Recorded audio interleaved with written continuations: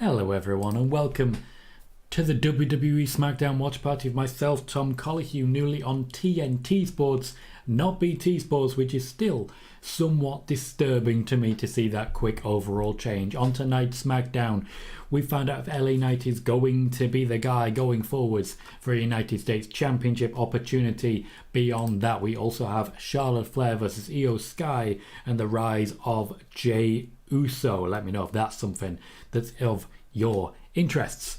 I certainly want to say hello to everyone who's already in the chat, and there are quite a few of you. Motioning Sai, how are you? Whatever the hell we say that. I don't know how you can get that one, so confused, but morning yourself. Motioning, how do you land there? Welcome Joe, welcome Daz, welcome Gordy, welcome Andy, and of course welcome Connor as well. Nice to see so many familiar faces already in the chat. This week's Smackdown is an FS1 Smackdown, which usually means they will pull out some extra stops to try and get in and around that 1 million number. It is the only time historically that AEW has attempted to claim victory over the WWE, and unfortunately they've not been able to do so on any other platform when it comes to Smackdown. So we'll see what the ratings numbers actually are. But Roman Reigns appearing, not really a surprise here. There's already been some changes made to the card, primarily the addition of Charlotte versus Iyo, which was a replacement for what would have been a segment booking and announcing Asuka versus Bianca versus Charlotte Flair. Vince McMahon involved in that one, but Triple H has booked the vast majority of this show. There are rumours that we will see NXT stars, and that's funny because we've already seen them if you're in the arena. It looks unlikely at this point in time that they'll be front of camera because they've already wrestled a dark match before SmackDown. Big E, however, also backstage. Once again, not a surprise. He's been backstage a few times in the time that he's been within the WWE and carrying his injury. Hello Eric, how you doing? Gomar, welcome. Welcome. Thomas says, hi Tom, hopefully this will be a good Smackdown. Hopefully so. I'm confident given the quality of match that we're looking at and also the LA Knight of it all that it'll be a good one. And Eric says, Tom, what do you think the draw segment will be? Probably more Grayson Waller. It's hard to tell at this point in time. There's plenty of draw segment to be had. Evening Stuart, how the devil are you?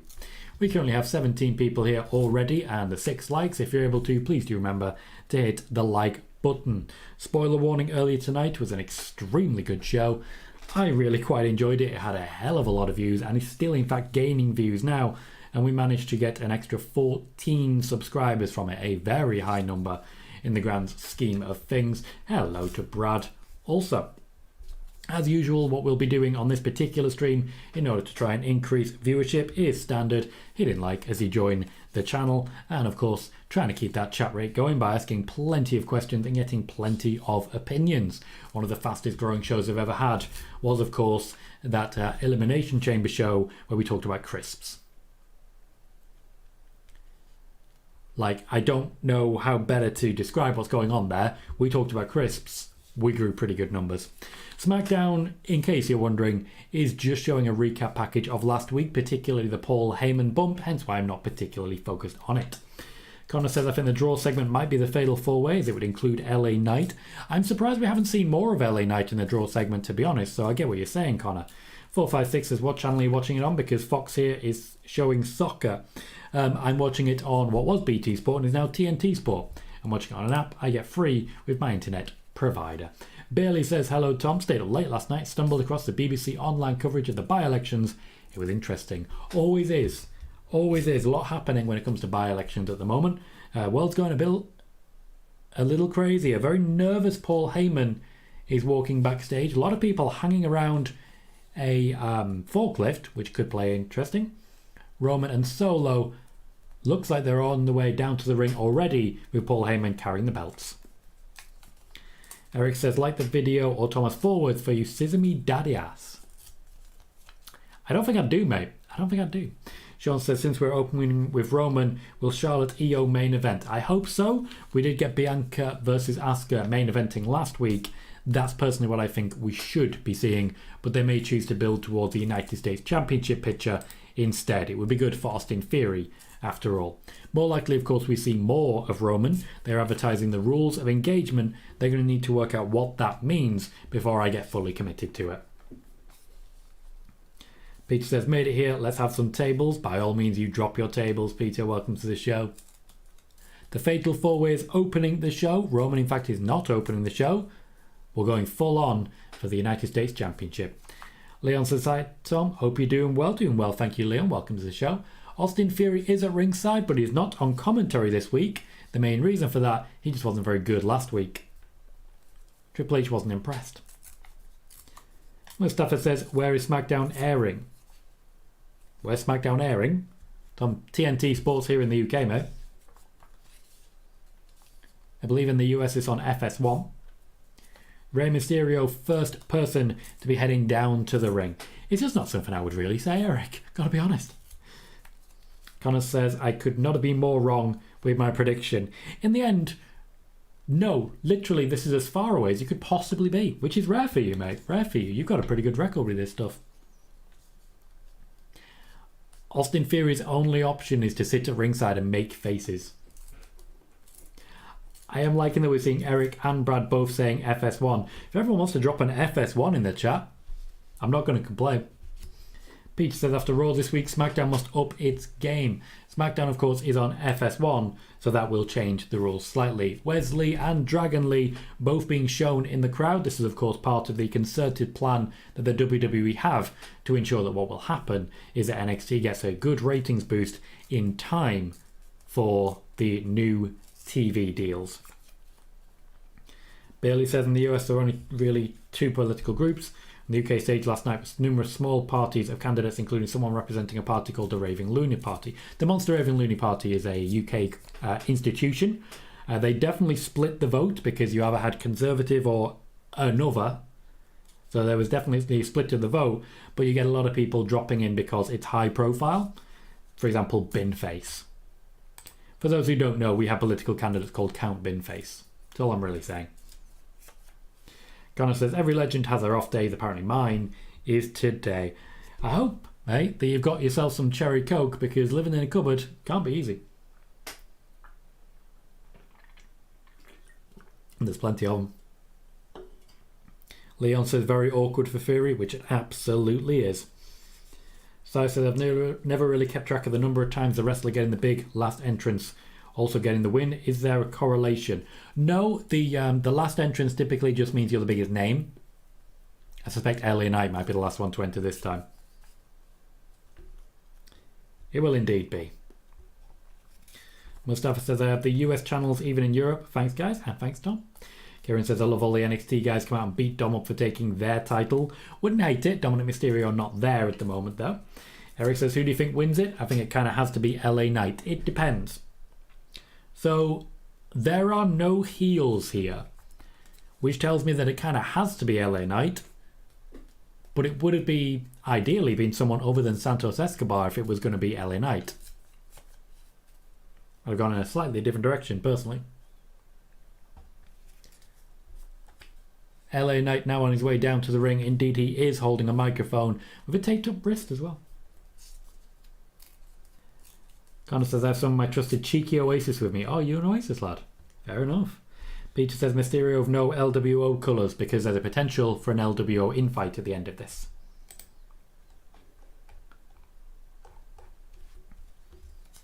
Big pop for LA Knight. He is soaking it in, giving them a chance to show that he's the guy they want. He seems a little overwhelmed out there. That's face. That's not heel face, that's face.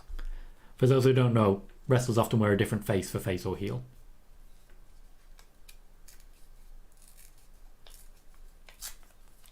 He wants on the SummerSlam card. From what I can tell, Sheamus has offered to step aside here. He was going to be getting the US Championship match, but he wasn't going to be winning. LA Knight has a strong chance of winning this. Thomas says that pop for LA Knight was big. It was indeed. No insults on the wrestlers he's opposing, which again suggests face.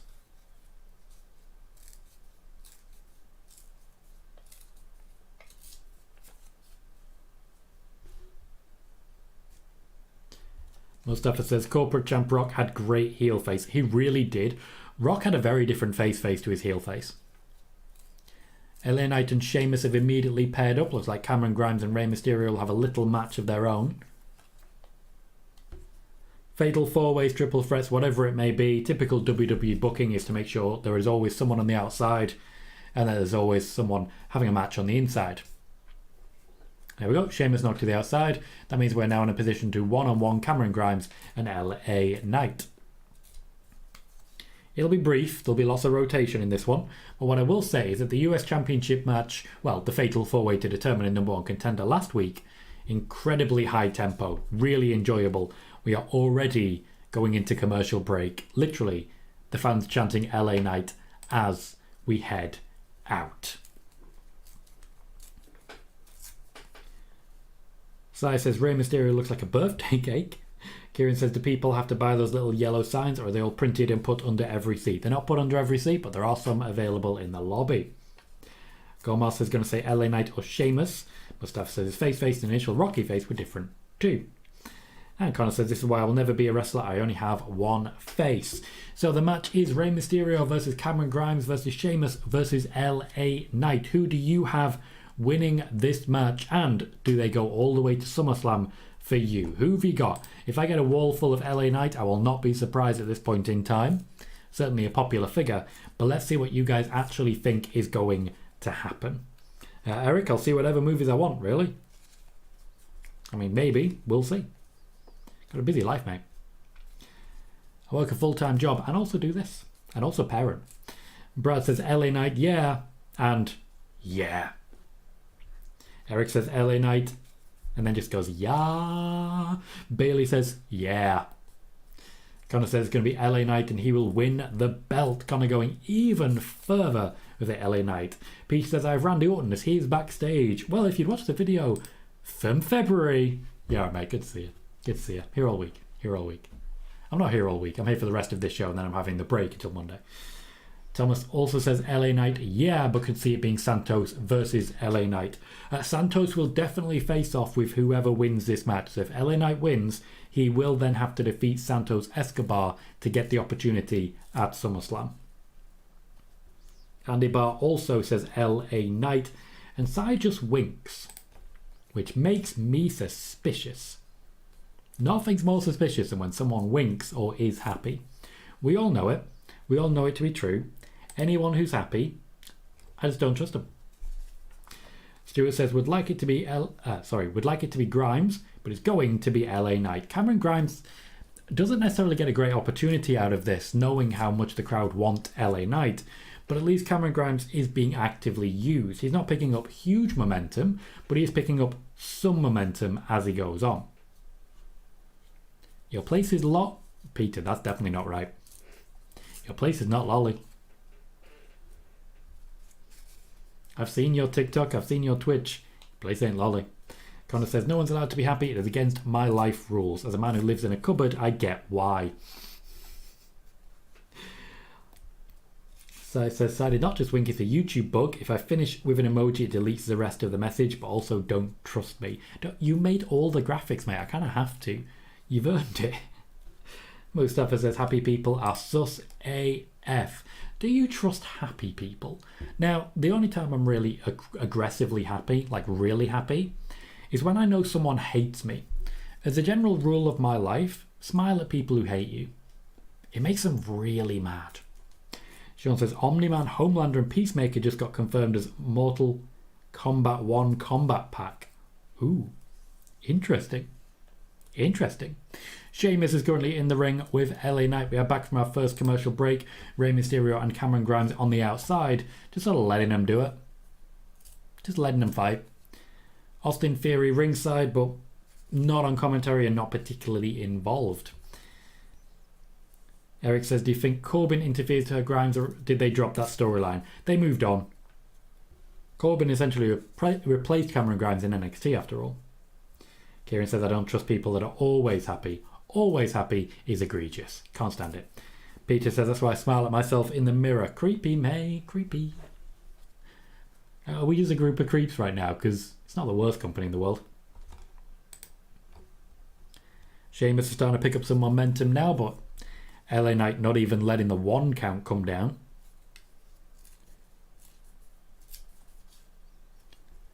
Wade Barrett mentioning Sheamus as a gatekeeper. This, of course, started around 2016 against Apollo Crews. You all remember him?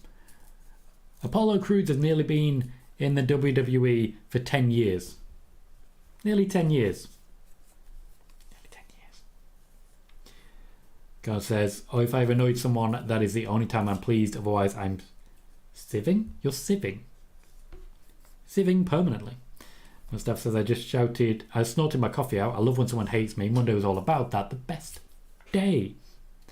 Brad says, Dave Meltzer hates Colohue, but Meltzer is miserable. I don't really know Dave Meltzer. Couldn't say whether that's true or not. I've read the book, It, Eric. And it depends which It you're talking about. I've seen the original. I'm glad they took out the whole orgy thing. That was weird and wrong. Moxie says, yo, Tom. Yo, Moxie, how are you? And Kieran says, I imagine he meant sieving. Ah. Sieving would make more sense than sieving. But you can also sieve. Rey Mysterio has to stand on the bottom rope in order to reach over and go for the beats. Cameron Grimes actually has to kneel down. Credit to Cameron Grimes there. People love LA Knight, but they're still happy to see him get the crap kicked out of him by Sheamus. Because after all, it's Sheamus. LA Knight thrown out. Now it's Rey and Sheamus. Rey seemed to have a plan there. Probably shouldn't have. Didn't really work out for him. Sheamus looks betrayed, but also he kind of respects it.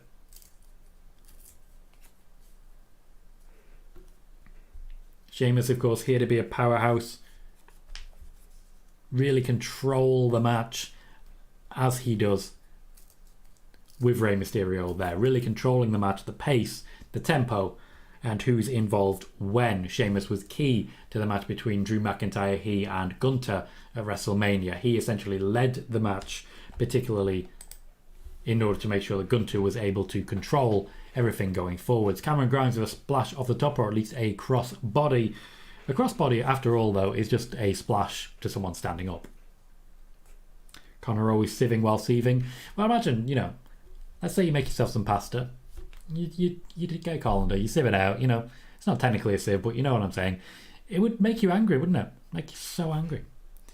Mustafa says, a vampire grave seen in Salem's Lot is the creepiest thing I've read to this day, and I've been neck deep in mass graves. Well, mate, you certainly have an interesting life.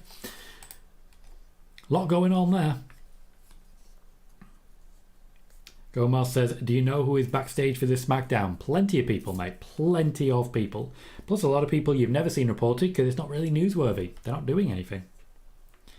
Sean says, would we say Sheamus and Rey are the ring generals in this match? Nope, only Sheamus. Just Sheamus. You do not get multiple ring generals in a match as a general rule. Ha, pun. Because one of them eventually will come up to the other and be like, okay, but we need to do this. And the answer is no. One voice is always in charge. Yes, Eric, there was. Don't look it up. Weird.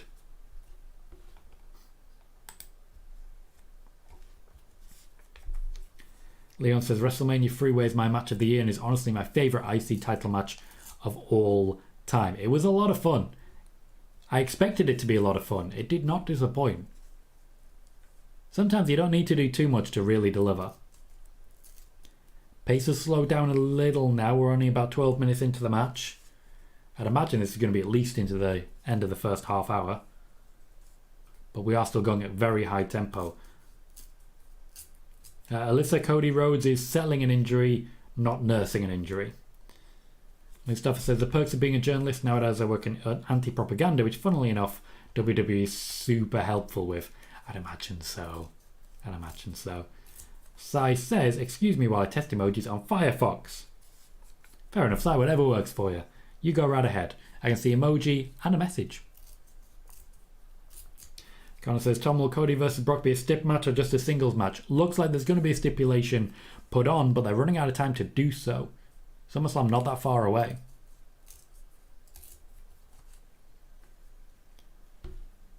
We have a... Oh, that... That was very impressive, but LA Knight landed on Cameron Grimes there. It was a deadlift into a powerbomb into a Tower of Doom. It was busy. It was very, very busy. A lot happened there, and some of it a little bit scary. Eric said, would you like to see Dom be the one who retires Ray? Yes, and so would Ray. I think it's one of those really easy choices. If someone's going to retire Rey Mysterio, it should be someone who's going to get the rub and run with it. Dominic's that guy. Connor says, I really want it to be a dog collar match, but I don't think it will be. I find it unlikely, though a strap match isn't impossible. After all, Cody really big on the strap.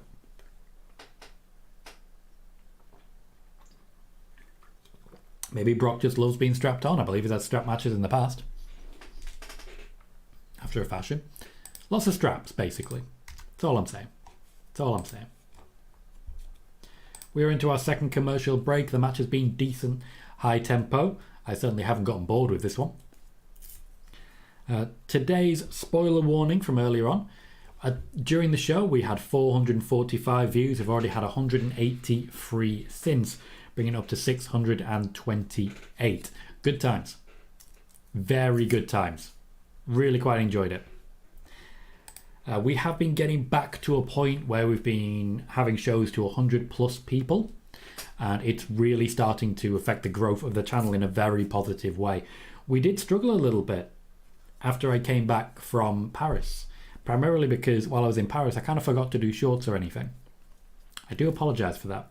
We will naturally be continuing to do that this time around, but we will miss, in my next holiday, which is in the middle of August, we will miss a spoiler warning or two. Brad suggests a Texas bull rope. I could see that happening.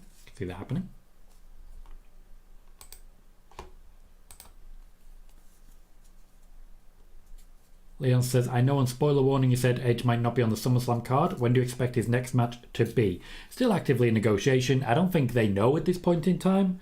And honestly, I think that's okay. I don't expect to see him having a match at the SummerSlam card. As I did mention during spoiler warning, Triple H is currently sort of closing the show back down again. Vince McMahon added a few more, got it up to about 11, 12 matches. Triple H likes smaller pay-per-views. He wants it ideally back down to about 8. Eric says, did Brandy come to when Cody came back? Not sure what you're asking there, Eric. What do you mean, did she come to? Did she go where? In what way? Where do you think she headed?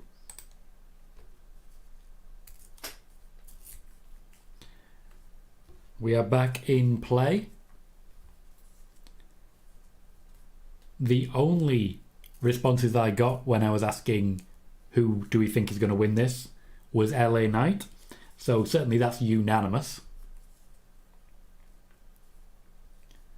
They keep heading over to Austin Theory, who, as I mentioned, not on commentary. Bit awkward for everyone involved. Bit awkward.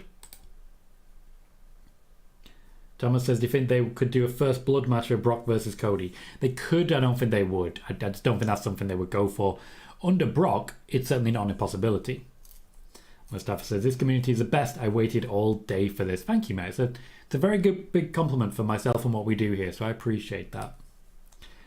LP Soldier says, will LA Knight get a push?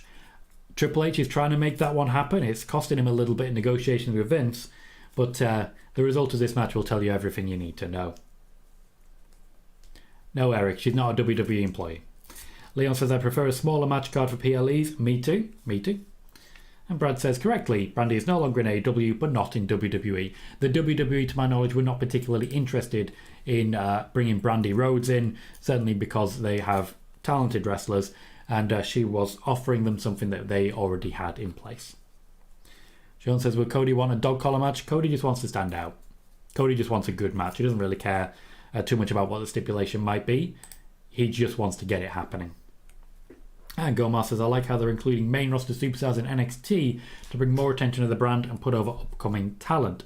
That is exactly what they're doing right now, though of course they have just given a championship to a non-main roster wrestler, so there are question marks as to how much people are being put over. Joe says, Tom, if Jey doesn't beat Roman, who is next for Roman? I don't deal in that sort of if-when, because you're asking me to make a spoiler based on an assumption. We don't do that. Kieran says Brandy has her own thing anyway. She now owns a yoga studio, I think it was. She does, and she's done quite a lot of stuff with YouTube as well, so she's certainly having her own fun and enjoying her time. Fans are hot for Sheamus, but not as hot as they've been for LA Knight. Austin Theory looking nervous at ringside. Not allowed to speak. Not allowed to speak. Megan, hello. Says I'm surprised there's not been a mention of the past between LA Knight and Cameron Grimes. Also, hello. Hello. I'm also surprised. A bit of $1 million talk would certainly be a big help. Oh, awkward. I don't know if LA Knight was supposed to move there, but he took the brunt of the splash from Rey Mysterio despite having turned a little. Thomas says, Tom, what do you see Roman doing after SummerSlam? Hopefully taking a break. I honestly feel like he just needs to take a bit of a break now. I know he's been heavily involved recently, but he does have a limited date contract, as we know. That a kiss of death? Did LA Knight just hit Sheamus with a kiss of death? Interesting. Sheamus did give that one away a little bit, watching for the arrival of Rey Mysterio. Lovely work from Cameron Grimes into a pinning combination. Rey Mysterio says no after realising that LA Knight was not going to get to him. Rey Mysterio calling the action there. Something's going wrong. But yeah, I just think Roman having a bit of a break would be good for everyone involved. We need a bit of a refresh, I feel. Though I also believe a new champion would be the right call.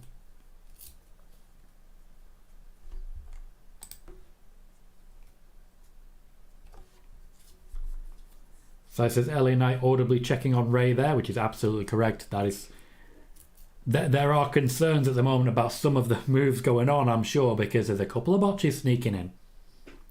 Just a couple of botches sneaking in. I think LA Knight a little bit shook up, unfortunately. Rey Mysterio is staggered a little bit. He looks a bit winded. I think that was supposed to be a double Hurricane Rana. I think they're being a bit too ambitious with this one. Sheamus genuinely just got kicked in the head. Splash from Rey, that's typically a finish. Austin Theory getting involved and says no. For some reason he didn't want to face Rey Mysterio. Eric says the story started with Jey should end with Jey and you are entitled to your opinion. Santos Escobar heading down to protect Rey Mysterio and to immediately start the fight with Austin Theory. I still don't think it's impossible that we get Escobar versus Austin Theory. Leon says, does Rey Mysterio like Dom's current character? Loves it. He's thrilled with everything that's happening with Dominic at the moment. Absolutely thrilled. And he will continue to do whatever he can to support. LA Knight is alone on his feet. Not for long. I can see Sheamus sneaking up outside. Cameron Grimes has a pretty big bruise on his gut as well. I'm not sure what's happening here because that was a finisher. That was a finisher that LA Knight just took. He stays down. Rey Mysterio's picked up the win. It will be Rey Mysterio versus Santos Escobar to decide who takes on Austin Theory at SummerSlam. I suspect Santos Escobar is going to be the guy. Bailey quite rightly pointing out, Vince 1, Triple H and LA Knight 0. Either of these could get the shot here. I think Vince will likely be pushing for Rey Mysterio. Triple H was pushing for LA Knight, I'm sure. He'll probably try and move on to Santos now, but we'll see how that goes because Vince more likely to win, I feel. The crowd not particularly disappointed with the use of LA Knight. Certainly it's different than I was expecting. Kieran says, I saw a post on Twitter that they want to push Escobar. They're actively pushing Escobar. They're actively pushing Escobar.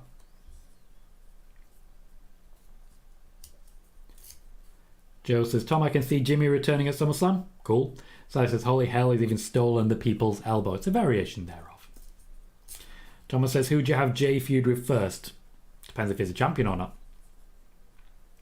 Gomar says it very interesting. I do like that both men who will be competing next week are in the ring celebrating with each other. Leon says it's a dream match of mine, so I'm not complaining. No, right? I think we're going to get a quality match here. A genuine quality match. We'll see how it actually plays out, though. Megan says, as sad as I am that LA Knight didn't win, Santos versus Ray should be a good match, so I'm happy about that. I think it's one of those, of all the options available, this was not a bad one. Connor says, based on the ending, I think Santos coming down, I think an audible might have been called there. To be honest, because that finish seemed scrappy. That was not an audible, that was the planned finish. So I said 7 out of 10 match. For me, how do we rate that match? I would actually agree, 7 out of 10. I do feel there were a couple of botches that kept it from going too high, but they were inventive, they were creative, innovative as it were, and it was moderately high tempo. We're advertising Logan Paul on WWE Raw next week, and the match between Becky and Zoe Stark. Sean says, do you think the winner of the finals defeats Fury at SummerSlam? Depends who it is. Joey says, WWE really loves pissing the fans off with LA Knight. WWE loves pissing the fans off in general. As I said earlier, smile at people who hate you. Vince is very good at it. Very good at it.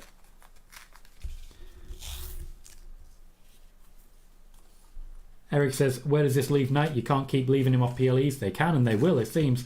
Joe gives it an 8 out of 10. Thomas saying hopefully LA Knight will be on the SummerSlam card. I don't think it's impossible he finds his way into the match. I just think it's very unlikely. Gomar gives it a 7. Bailey gives it a 7. All 7s it seems, because Brad, Megan and Eric also giving 7s. Eric would have had Knight winning.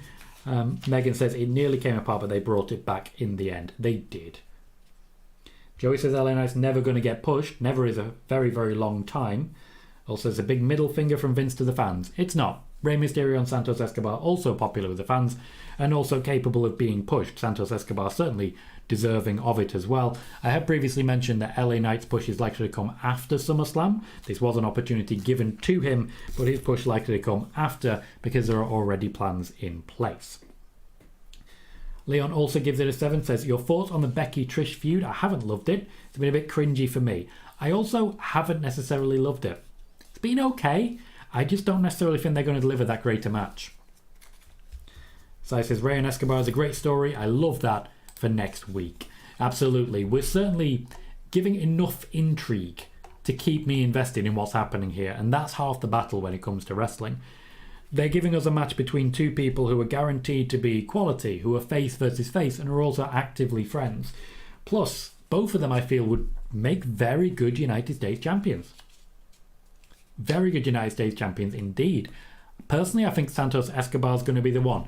Between Rey Mysterio and Santos Escobar, who do you think will be claiming the championship opportunity at SummerSlam? Because I think Rey Mysterio can give Austin Theory a better match, but I think Santos Escobar gains more benefit from having it happen. Chris is angry, says that was a Vince thing. I've reported on that previously, and I do agree. Joey says hopefully Trish goes back into retirement after the match. I want to see the younger talent get pushed, not part-timers.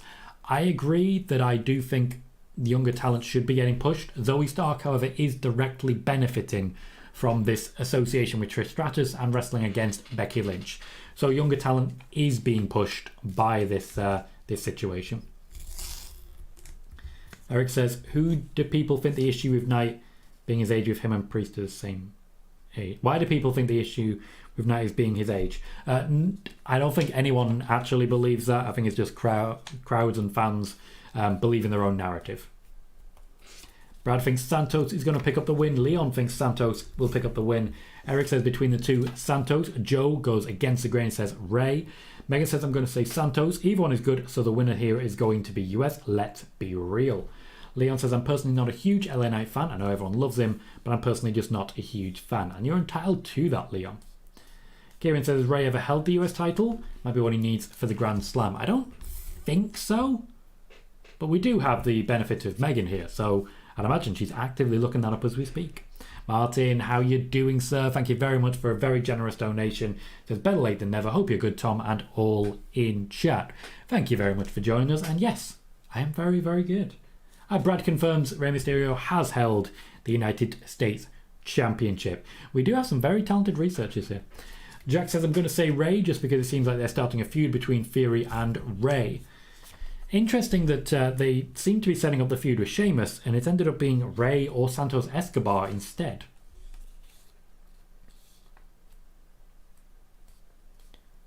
Who are the Cavender twins? The Cavender twins are apparently going to be wrestling soon. Interesting. Jey Uso running into some people backstage. Joey says, is this an invasion from NXT? No. No invasion of any kind.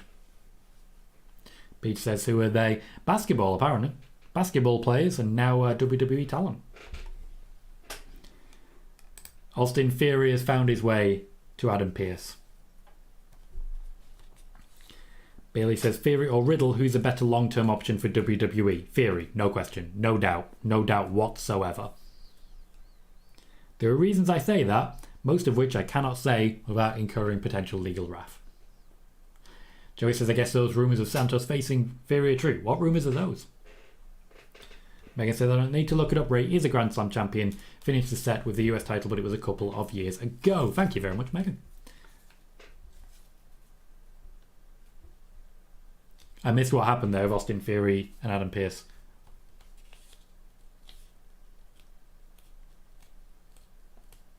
Is it non-title now? What's happening? Sai says, it's subtle and great. Jey getting the respectful nod from Gunter and others. It is a pretty good spot for him, and it really does help make sure he's at the level required to be competing with a Roman Reigns. Jack says, Theory fighting Santos tonight. Apparently so. Definitely suggests that Rey Mysterio will be the one to get the nod. Or maybe the LA Knight isn't quite done yet.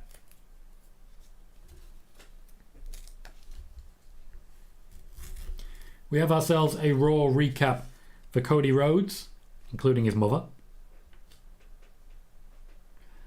They are definitely pushing very hard on this Cody versus Brock match. The main reason being they're just trying to keep Cody at a top level despite the loss at WrestleMania. It's not the easiest thing to do, unfortunately. Joey, that's not a source, mate. It came from a certain person.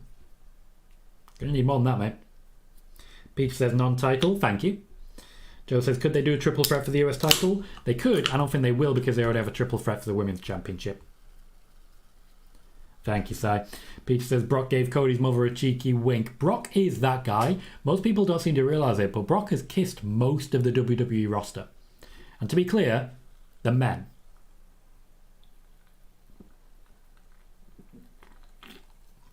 Right, Joey. When was this report?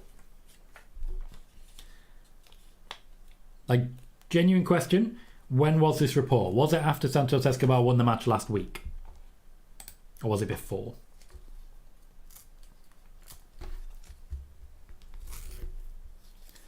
We're getting some really long Raw recaps and it's really impacting my enjoyment of SmackDown.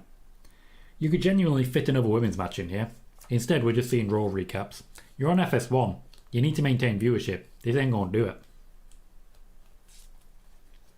Watching Cody's mum cry, not really advantageous. Joe says, I think Cody will beat Brock. Yeah, he will. I need to do my prediction video at some point soon. Sean says, what did you think of Becky's outfit on Raw? Most thought she was wearing her pyjamas. It was weird, but Becky's weird, you know? Different people like different things. I don't really like to comment too much on the outfits other than to say when they're magnificently, spectacularly bad. Such as most of the thing that Seth was worn recently.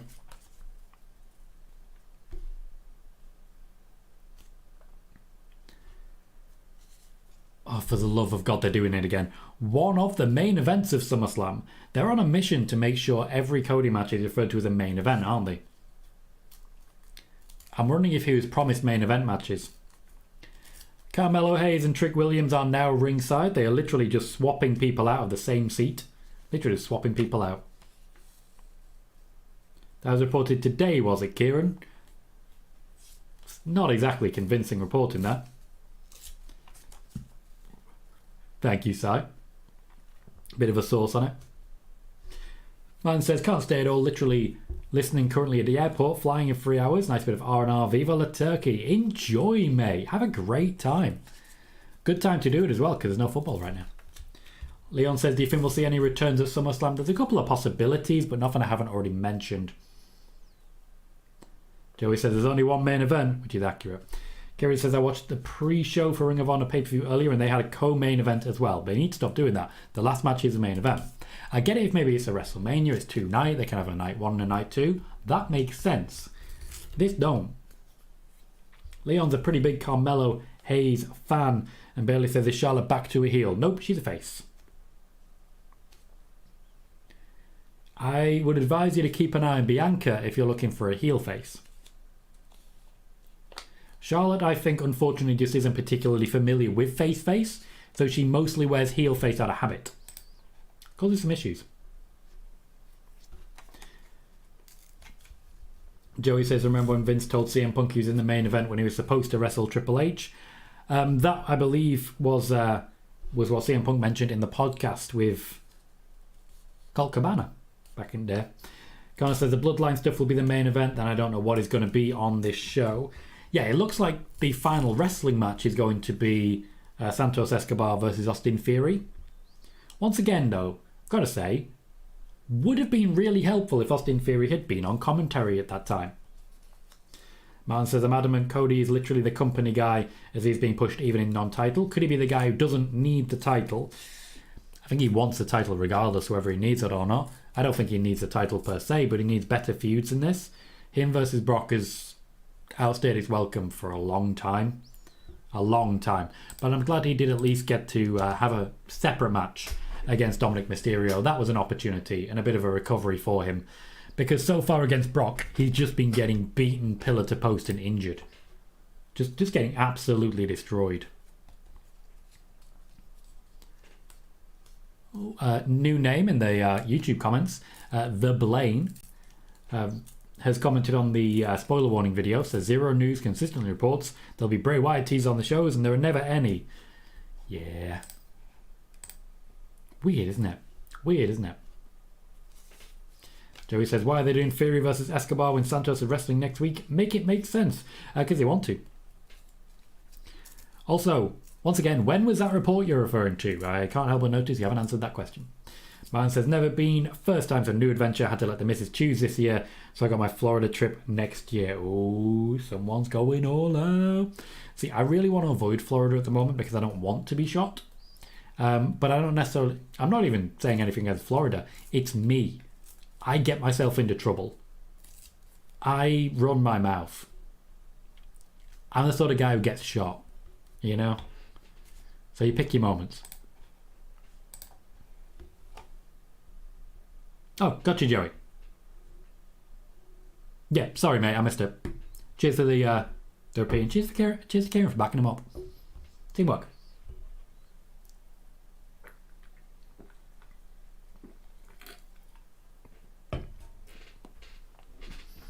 Was it Zero News who reported about the NXT talent? I thought it was PW Insider, Eric. Let's find out. Let's find out who reported it first. NXT talent backstage at Smackdown. 7 hours ago, Ringside News, Wrestle Talk. Not many good options to give a click to. Let's have a look. 3 months ago. Worked Wrestling reporting. There were people backstage in draft. Ringside News it is then. Originally reported by Boozer. Boozer Wrestling Experience. Interesting. So not a Zero News report, but a Boozer report. So definitely something to keep an eye on. Moxie says, Cody versus Brock is weird when one guy just gets beat up every single week. Yeah, it's not great, is it?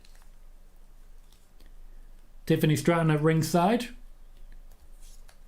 Holding her NXT championship. Good spot for it with Charlotte Flair there. Sly says, fun story, I've legit been shot at. Worked in a burger bar in the 90s and a guy walked in with a shotgun, so that was fun. Wow, that's a thing. Great. Martin says, it's a northern thing, mate, don't worry where Gobby gets there. Blackpool runs in the blood. Well, to be fair, I'm a Yorkshireman by trade, so we are where we are on that one.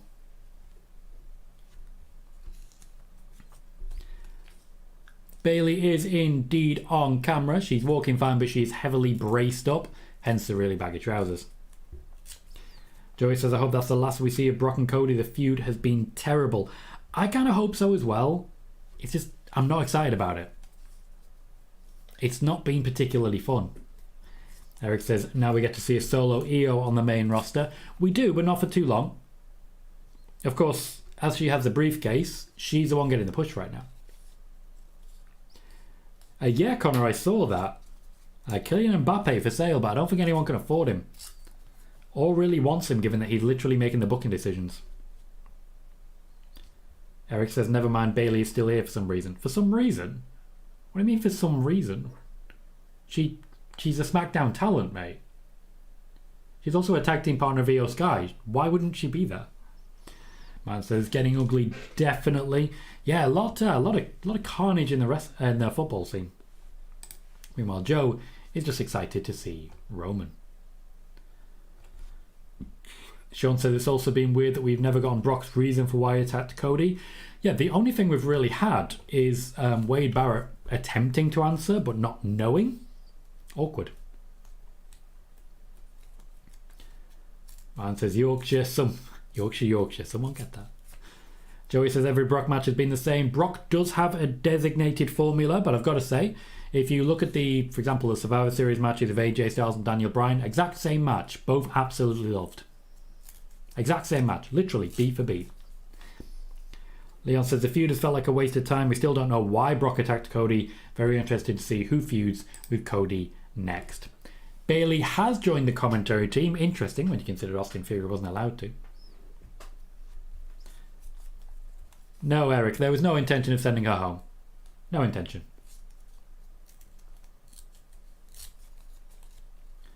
Joe says, what is it like at a WWE event? I've never been. Check it out, mate. Go and find out. It's great. Connor says, I think Real Madrid will look to sell some players to get Mbappe. Hey, you never know. Might be able to get Valverde. That's who I believe Liverpool are mostly keeping an eye on, though. Chouamani's also right there. So says PSG's a dumpster fire. Megan says, happy to see Bayley and also for Miz Money in the Bank having the case for more than a day or two. I do think with Iyo, it's going to be long term. I don't think she's going to succeed at a cash-in, but I do think she's still going to end up becoming champion. Charlotte Flair showing off there. Leapfrog's not the strongest. She's trying to do the face offense. I said about face and heel face. There's also a different offense between faces and heels. Heel offense is boring, intentionally. Alexa Bliss got a lot of stick for being boring in her offense so when she was champion, but that's a heel. That's what you do. Mine says, I keep forgetting Bayley's on Smackdown. This draft doesn't feel like it's settled yet. Not really. There has been a bit of back and forth. The women's tag champs, Kevin Owens and Sami Zayn. Quite a lot. Plus, let's not be unreasonable here. Bear with me 1 second just while I... there it is.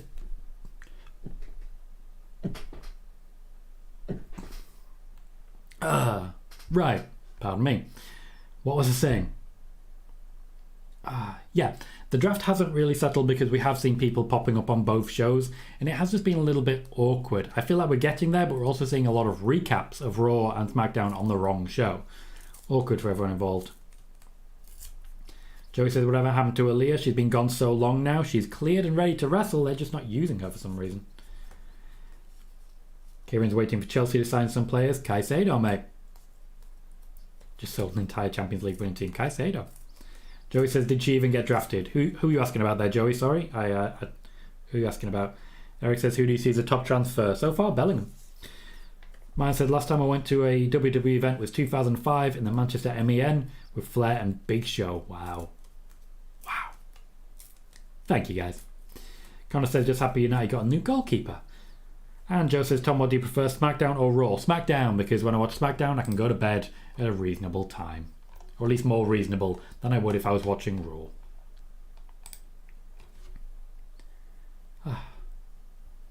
Lovely move there from Iyo.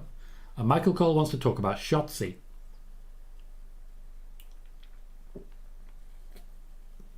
Iyo misses the drive-by. Gets the big boot. Ryan says, Raw is my show, but SmackDown is now number one. Raw just love it since 93. SmackDown, of course, has not been there for that long. That was a very awkward Hurricane Rana. The drop from Charlotte was well controlled, but almost too well controlled. Didn't seem to trust Iyo to actually do her own landing. Interesting. So we are into another commercial break. I don't think this match is going to be going draw segment. It could potentially still get there, but it started too early. Typically, the second match doesn't reach the draw segment. They do something else. Grayson Waller might be the one. Potentially Martin. It's nice to know that there are plenty of football fans here for when Colohue football does go live. But we're not there yet. Peter just says, wow, that was bad. And it kind of was. No, Eric. No. Iyo Sky was never IWGP World Champion. There have been no female IWGP World Champions.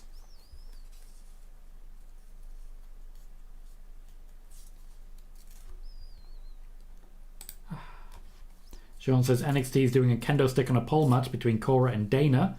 Hope it's not terrible like the one at Extreme Rules in 2017. The match itself was not bad. It was more the fact that Bayley was proven to be an absolute coward. Even when she did have the kendo stick and she was facing off against someone who'd just been cheating non-stop, while it was legal to use during the match, she still decided not to use it. What is the point of a kendo stick on a pole if you're not going to use a kendo stick? Eric, the IWGP, thank you. The IWGP Women's Championship has only existed for a couple of months. Bailey says how much of this match is a result of not a lot of work between these two.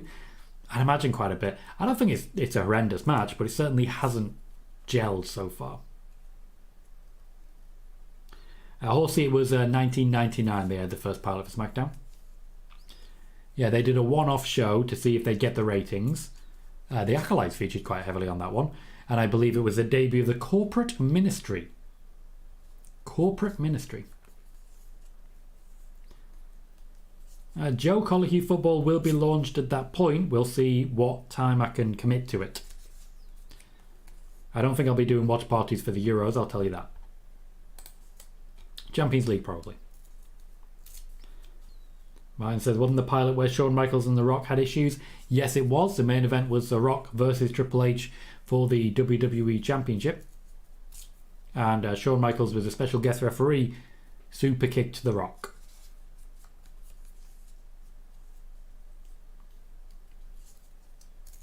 Brad says Shotzi cutting her hair to honour her sister was great to see.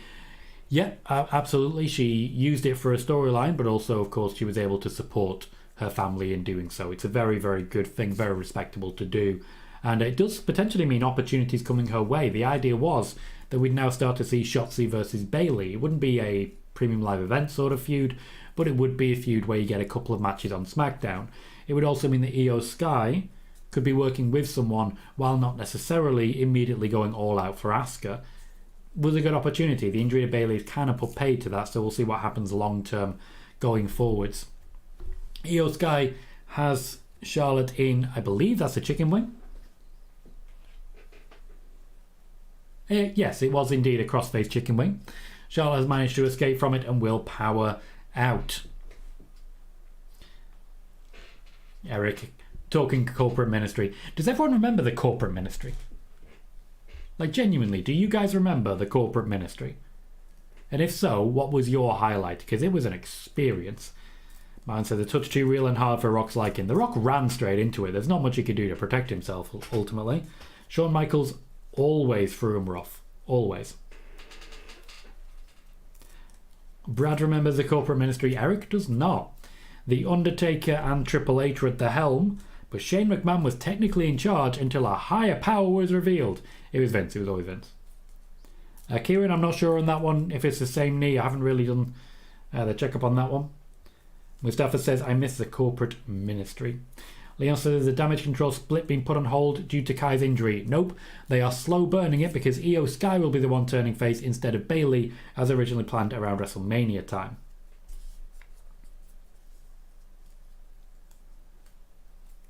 Connor says, I remember it but can't think of a part I enjoyed. Which is fair. The Brood were pretty big at the time. It was the birth of Edge and Christian, really. Joe says, I think The Rock is better at making movies than being a wrestler. May. Powerful cover from Charlotte. The Rhea Ripley pin there. Mine says, corporate ministry was a great idea. Poorly done. Talk about dropping the ball. I get it. Sean says, do you remember the Spirit Squad? We got Dolph Ziggler out of it and Kenny works backstage as a producer. And briefly, the Spirit Squad as a tag team worked for The Miz. Brad remembers Stephanie being on Taker's symbol. Yeah, The Undertaker kidnapped Stephanie McMahon several times and then tried to marry her against her will. Apparently this was all done so that Steve Austin could get beaten up by The Undertaker. Just not a fun moment for anyone involved. Bayley is now getting involved in the match. Logically, at this point, I'd expect Bianca Belair. Gomar says, Raw and SmackDown back then both had a completely different feel from each other. Now both brands feel the same to me. I wouldn't go that far personally. I do feel the addition of Roman Reigns.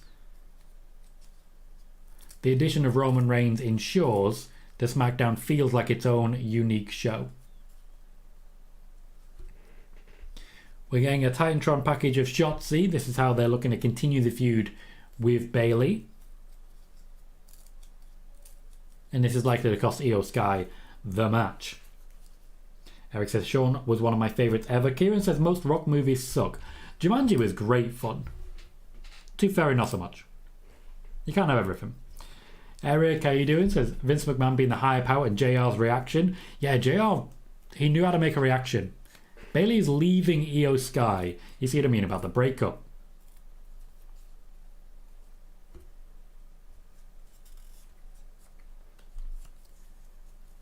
Gomar says, Joe, this is surely a hot take, but I respect your opinion.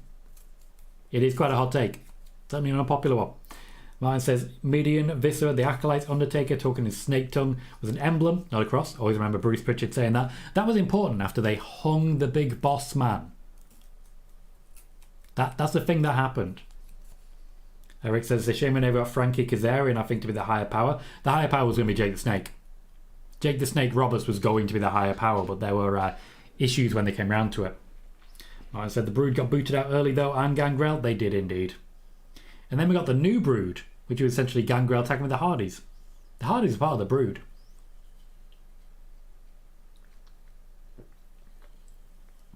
I have no idea how this match is going to finish. On Twitter right now, I'd imagine people are going nuts saying, it's the bank statement. Iyo Sky's using a bank statement. It's a tribute. Sasha's coming back. I'll rotate it into a cover. I'd have given her that.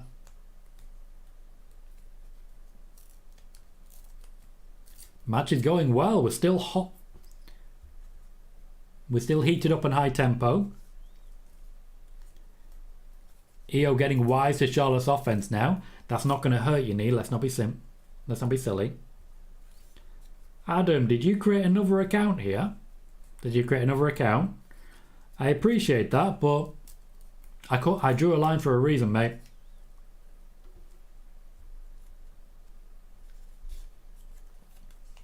Connor said, but remember, it was me, Tom. It was me all along, Tom. Joe says, I think the best match was Stone Cold Steve Austin versus Vince back in the olden days. Match only happened a small amount of times. The only time it really happened was St. Valentine's Day Massacre 1999 in a cage. In a cage. Joey says, the early days of PG era were rough for WWE. Got some pretty good views, I'll tell you that. Pretty good views. Martin says, led to the 99 King of the Ring ladder match for the company. We never knew who moved that briefcase. So that was supposed to be the big boss man. The rule was it couldn't be a member of the corporation, so they fired him. So he could do it. Thank you very much, Edward, for following on the Twitch side. Welcome to the show. You'll get a notification every time we go live for Raw or SmackDown. Charlotte has hit the spear on Iyo. That should be all. It is not. Charlotte really awkward cover there that sort of hid the fact that the shoulder came up.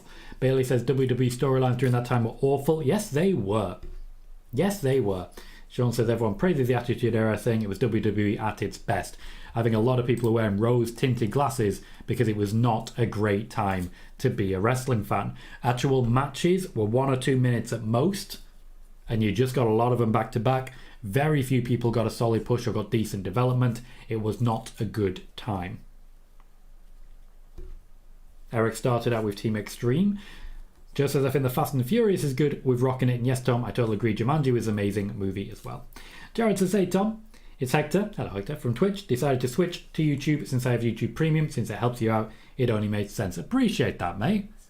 It's absolutely lovely to hear. I did get asked the question earlier on as to which benefits me and my long-term ambitions more, Twitch or YouTube. The answer is YouTube, though I have no issue with anyone who wants to watch on whatever platform they so choose. If you're a Twitch viewer, you are of course also completely welcome to stick around on Twitch. Welcome, Hector.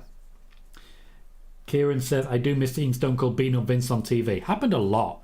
After all, Royal Rumble 1999 was won by Vince McMahon. Connor says if they want the draw segment, they need to finish up quick. They're in it. It's official. We are the draw segment.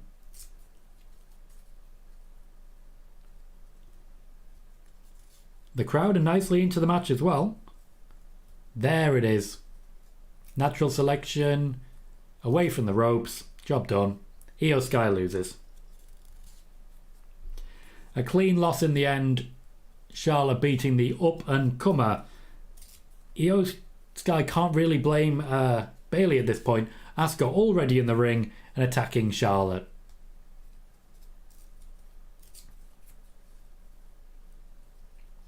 Now Vince McMahon did make a change. The original planned segment did involve Asuka, Bianca Belair and Charlotte to set up the triple threat. That is not how we've ended up. Instead, Vince planned this match between Charlotte and Iyo. And honestly, good match. Not a great look for Iyo. Asuka doing some damage with the armbar. Eventually stops because one referee says, no, don't. Interesting, Eric. No idea what you're saying there. Leon said they gave the match a lot of time. They did indeed. And Kieran says, Iyo Sky cashing in for the draw segment. Not going to happen. Iyo Sky just got battered. I'm wondering if maybe Bianca isn't there. And maybe that's why they changed the segment. Sean says, I can see Twitter going off saying Iyo is buried. In nowhere was Iyo buried there. She competed with someone at the very top in Charlotte Flair. And in the end, there was an element of luck in the victory. Also, she's the briefcase holder. As a general rule, what that means... We're getting an NXT recap now. We're definitely not watching Smackdown, are we?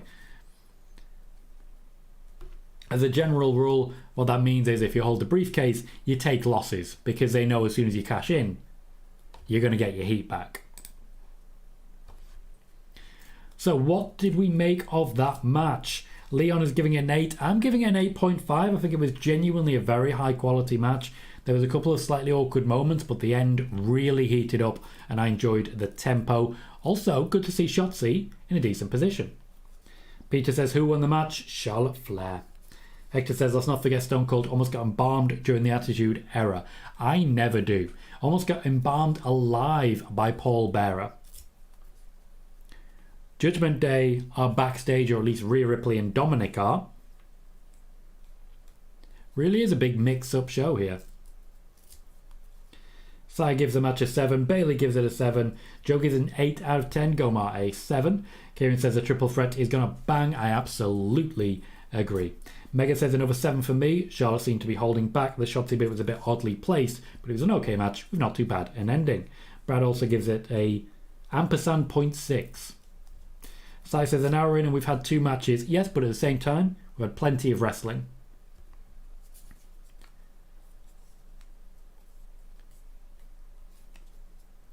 Butch seems to be challenging Dominic Mysterio here. Ryan says, gotta go, Tom. Have a great rest of the stream. See you in 2 weeks. Martin, have a fantastic holiday. I can't wait to hear all about it, mate. Have a good time. Eric says, one of the earliest PG era moments, there was a brother-sister duo. Oh, I definitely don't want to be touching that. Thank you, Martin says, please smash the likes, by the way, and help this legend. Joey says, why is Dom on SmackDown? Good question. I'm starting to wonder if maybe a lot of people didn't make it to SmackDown. Because we've got long matches, lots of NXT people. And Judgment Day.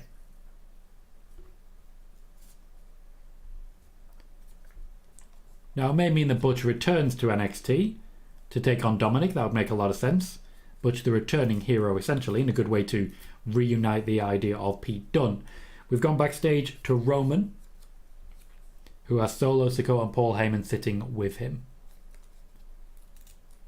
Roman upset that Solo seems to be looking at his rosary. I don't know the actual name. Solo eventually looks away. Roman is nervous. Solo is making him nervous. And that is a character trait we can all get behind. So we're more than an hour into SmackDown. We're about to go into our next commercial break. We still have the match between Austin Theory and Santos Escobar. And of course, everything happening between Roman Reigns and Jey Uso. Austin Theory making his entrance. It looks like it'll be him versus Santos Escobar at this point. Connor says you don't look at another man's necklace of chili peppers. You do not. At least you shouldn't.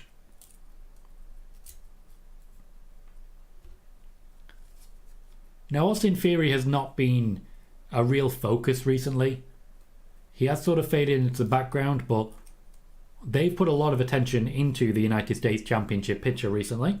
And over the last 2 weeks, they've certainly put a lot of spotlight on this guy. It's not undeserved.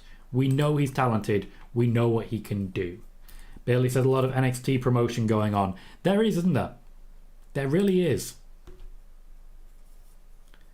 They are still trying to get that viewership number up to get the TV deal that they're looking for. Gomar says they're really teasing that Solo betrayal. Very much so.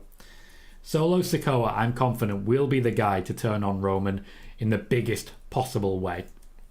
Solo Sikoa will become the tribal chief. You heard it here first.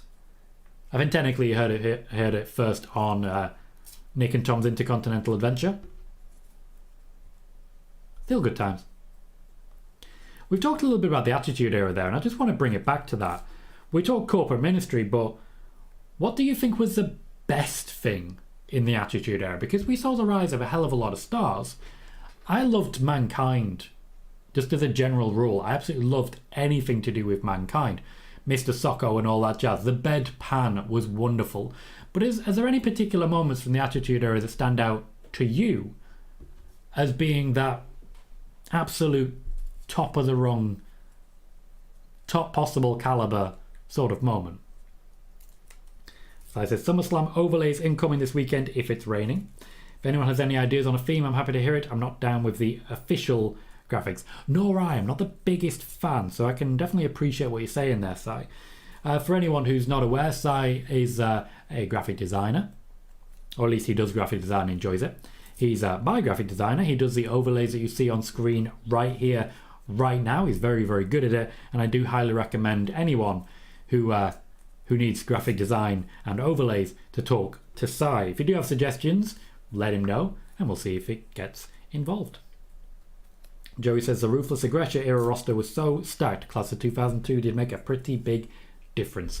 We currently have 42 people watching the show and 20 likes. If you're able to, please do remember to hit the like button, and don't forget as well to hit subscribe. We are continuing to grow after a particularly stacked episode of Spoiler Warning earlier today. If you do subscribe, you'll get a notification every time we go live with the news shows for Spoiler Warning and of course our watch parties. The headlines from Spoiler Warning earlier today, 4 hours ago. Spoiler Warning goes live at 10 p.m. UK time. You can see the references at the bottom of the overlay.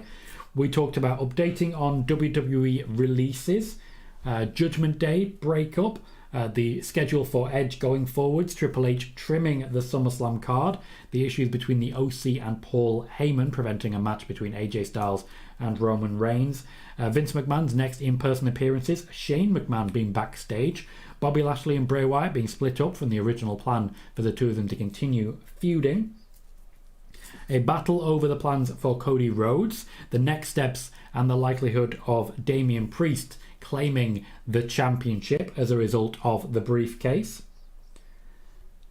Lashley's faction going forward, what's going to happen with the Street Profits, and will Bianca Belair be involved?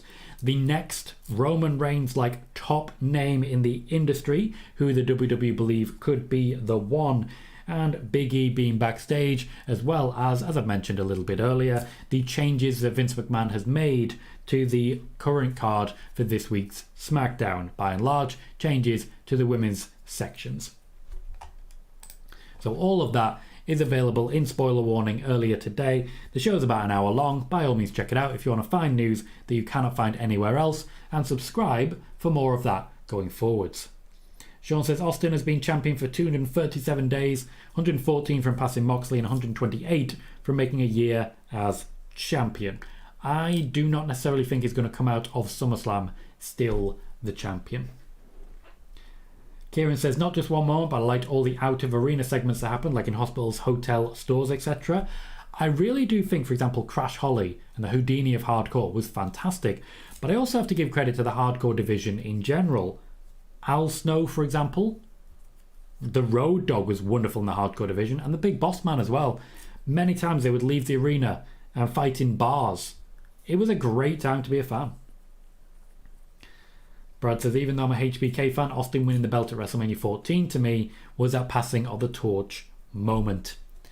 Bayley and Iyo Sky are arguing backstage. Bayley just seems to want to leave, but there's an issue with her bag.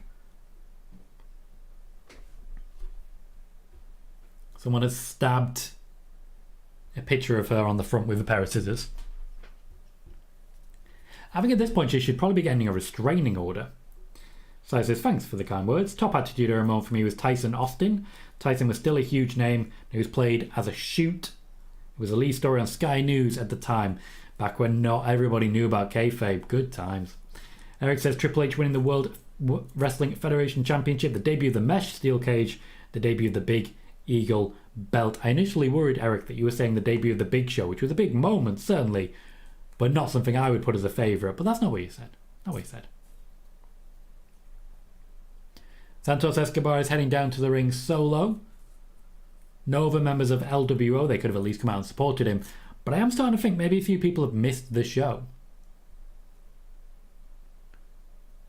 There is a cosplayer of Mick Foley and a cosplayer of Rey Mysterio at ringside as well, which I just quite like. It's cute, you know? It's really cute. This is a non-title match, which suggests to me that Santos Escobar is likely to be winning.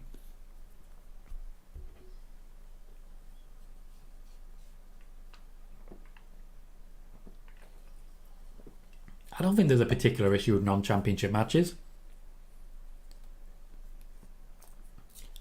Austin Theory doesn't have to defend his championship if he doesn't want to. He's not being booked for a championship. He made a challenge here. So he might not be a fighting champion, but he's a fighting guy. Joey was never a big fan of the Big Show. There were plenty of big guys after all. Interesting bump there from Austin Theory. I don't think that was how it was supposed to go. Sai says, I wonder if this was meant to be the draw segment and they're running late. Quite possibly, but I would say the Charlotte Iyo match did run over. The Charlotte Iyo match was... they had enough that they could cut it out if they needed to. So I think it was probably planned to be that way. Enjoy, Connor. Salt and vinegar, king of crisps. Thank you, Joey. Brilliant. Says Peter Insider, thank you for sourcing. Just dropped some news. There were changes made because of some wrestlers testing positive for COVID. That makes perfect sense. A number of wrestlers not available. I'd imagine Bianca Belair was one of them, hence the removal of that particular segment, and the fact that we're seeing longer matches to cover for the fact that many people aren't there. For example, not seeing Ridge Holland. That's an interesting one. Probably they grabbed nearby NXT wrestlers to kill some time, and it definitely explains, as well as Dom, as you're saying, it definitely explains the hype packages for Monday Night Raw and for NXT that we're seeing. I think they've done pretty well with the resources that they have. But yeah, there definitely seems to be something missing from the show. So I said, I guess that means we're not getting a continuation of the Street Profits Lashley story. Probably not this week, no. Probably not.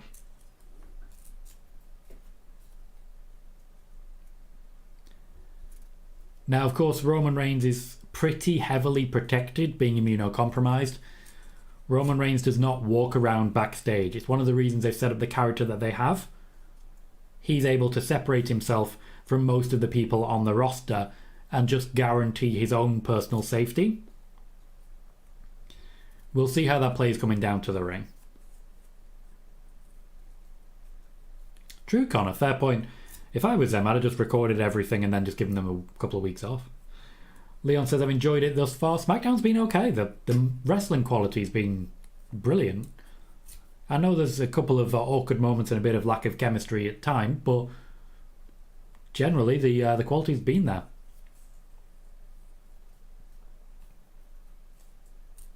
I'm happy that they're still doing tests. I thought after a little while they would have walked away from that. So I said it's been a pretty good SmackDown, just 2 matches isn't a negative, they've let it breathe. They have, we're up to the 3rd match, and historically under Triple H there were only 4 matches per SmackDown anyway. He likes to do in half-hour blocks. Joey also enjoying the longer matches tonight. Yeah, Triple H likes his half-hour blocks, so 1 match per half hour means 4 matches for SmackDown. That for me works very well. It's a very good system. So after this we'd have a main event, which looks like it might be Butch versus Dominic Mysterio.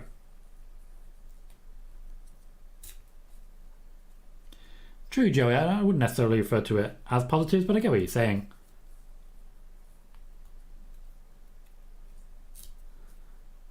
Does Alex Morgan still play, Peter?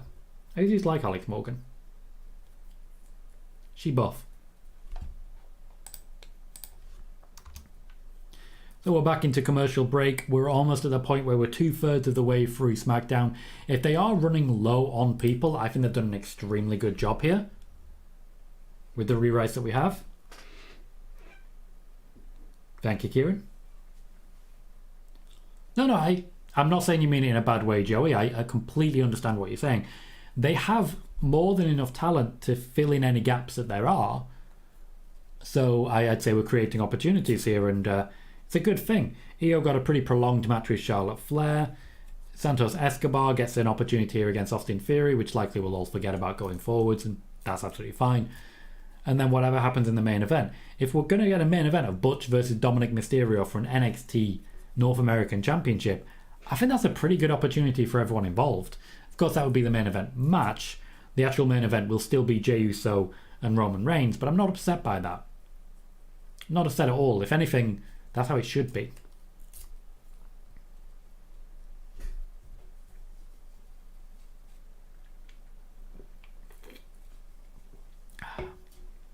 For those interested in the stats of these shows, we are currently at 517 views. Pretty good number for this stage of the show. 25 likes as well. Chat rate at the moment is free, but it's a commercial break, so that's not a surprise. It's not like we're rating a match right now where the chat rate does get higher. We are now on 2,536 subscribers. We started the day on 2,521. So we've gained 15 over the course of the day so far. A fantastic number. Huge thank you to all of you for being here to help with the growth of the channel.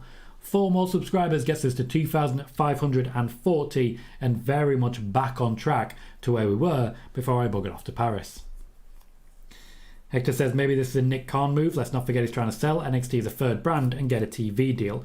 No, absolutely. I suspect Triple H is the one who made the call to get the NXT talent up. They're in Orlando. They're available. It's a good way to kill a little bit of time.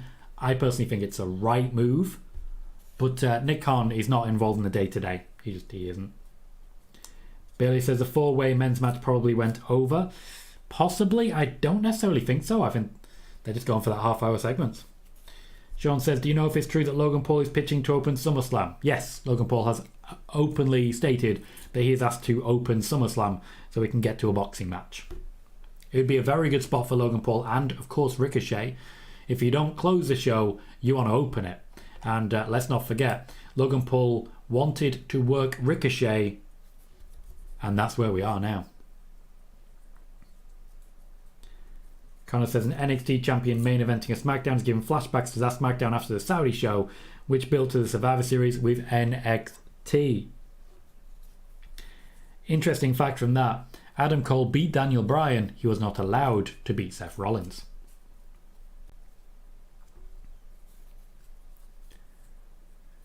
We are back into wrestling. Austin Theory trying to suplex Santos Escobar to the outside. One thing I found very interesting when it comes to this sort of situation where there are a few people less is you can see who's actually good at calling matches inside the actual inside the ring, because the production staff will not have given them half an hour's worth of content. They need to be able to make it work, and the WWE in general don't really do that. So they need to make that work. Suicide dive on Austin Theory. Good sell by Austin Theory. Diving backwards pretty comfortably. Oh, retired. That's a shame, Peter. Leon says in his podcast, Impulsive, he also says he pitched LA Knight. He knew what he was doing. He definitely knew what he was doing there. Let's go Santos chant from the crowd. Shows that Santos Escobar is genuinely getting a pretty strong push at the moment. Theory selling well for him. If we have one match left, I can't imagine this goes all the way to the half hour because we'll need a little time for Roman and Jey. And they always do that segment right before the main event match where they just run over everything going on Raw and you get backstage segments, all good for everyone involved. Austin Theory jumping into that crossbody. I'm never a fan of that. Never a fan of that. It really gives the whole thing away.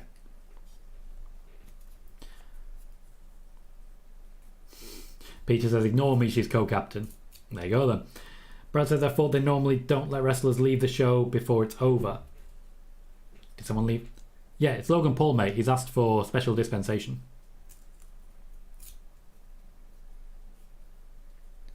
Yeah, she has special... Sorry. Logan Paul has special dispensation, or at least he's requested it. Being Logan Paul, you know? Don't know if you know this, but he's famous. And he'll make you famous. But he's famous. Lovely move from Austin Theory. He's taking lessons from AJ. Or he's watching the G1. Either way. Personally, I think the involvement of AJ is more likely.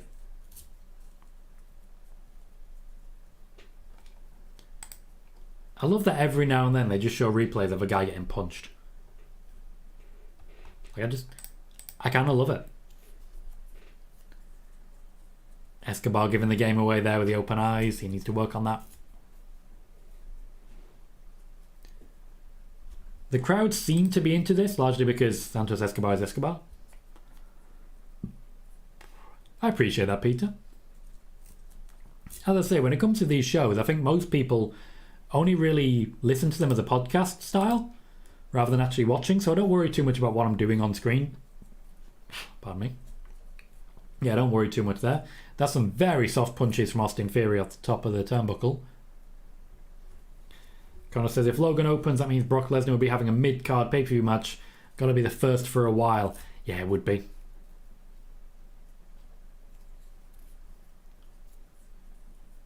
Big pop for Santos Escobar there. He has a very good opportunity here. It's a non-title match. He could pick up a win. Phantom Driver. The shoulder was in no way down. But that is indeed a win for Santos Escobar. You want to talk about a push? That's a pretty big deal. I'm wondering if Rey Mysterio might actually choose to step aside, because I think he will lose to Santos Escobar. I think Escobar picks up the win here. Joey says, why did they have Theory get pinned? To push Santos. You can't have Santos win without having someone else lose. Kevin, you alright, mate? Says, Tom, do you think WWE overexposed the Judgment Day? Yes and no. I think they have the talent to survive it, but I do think it's potentially damaging if they're on every show. Kieran says, since Logan opens, who does Brock beat up next, considering that's the reason Brock attacked Cody, apparently? Good point. Maybe he goes for Ricochet again. Maybe we get Brock versus Logan Paul. Sai says, 8 out of 10 for that. I think we know who's winning the Escobar-Ray match. I think we do. How would people rate that match? I quite enjoyed it. Bobby Lashley is backstage. We might see some Street Profits. We do not. We see Trick Williams and Carmelo Hayes. I suspect subbing in. But yeah, how do we rate that match? I'd give it a 7, personally. I think it was a quality match. Austin Theory delivered pretty well. I enjoyed his work. Santos Escobar looked really over. But at the same time, there were some pretty soft punches. Dominic Mysterio is already on the way down to the ring. Rhea Ripley in tow. Of course, until recently, the SmackDown Women's Champion. Hector says, with this being Triple H's second SummerSlam, will we will get to see how it stands up against last year's, because in my opinion SummerSlam 22 was pretty damn good. I agree with that. Considering he hadn't booked most of the feuds, I agree. Eric says, why does Logan Paul want to start SummerSlam so we can get to a boxing match afterwards? Gomez says, I thought the title was on the line for a second. It was not. Leon gives the match a 9. Brad gives an 8.9. Devils MUFC says, who do you think wins between Dominic and Butch? Personally, I think Dominic wins because of Rhea Ripley. I didn't see a Rich Holland, though Sheamus may also find a way to be involved. Joey says it's safe to say Ray is winning next week. Nope, not at all. Megan says that was an 8 for me. Good pace, decent finish. I liked it a bit more than the others we've had so far. Gomar gives it a 7. Thomas gives it an 8 out of 10. And Jack says, I think he's fighting Butch tonight. He is indeed. Butch will be challenging Dominic Mysterio for the North American Championship. The NXT North American Championship. Logically, at this point, we have our commercial break. We come back. We have a couple of backstage vignettes.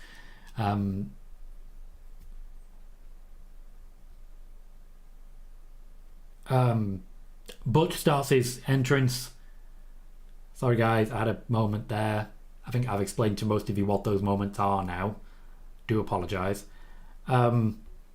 Butch starts his entrance. We get another commercial break. We get 10-15 minutes of wrestling with a commercial break in the middle. Dominic Mysterio escapes to the championship. Another commercial break.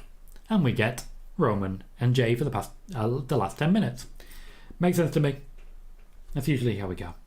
Sean says, are you going to watch the Cody documentary? Maybe. The issue you've got is that when it comes to documentaries like this, I've been reporting on most of it for a while. For example, the fact that Cody Rhodes would be returning at WrestleMania in a match against Seth Rollins. That was my report. That was in the February. Of course, he returned in the April.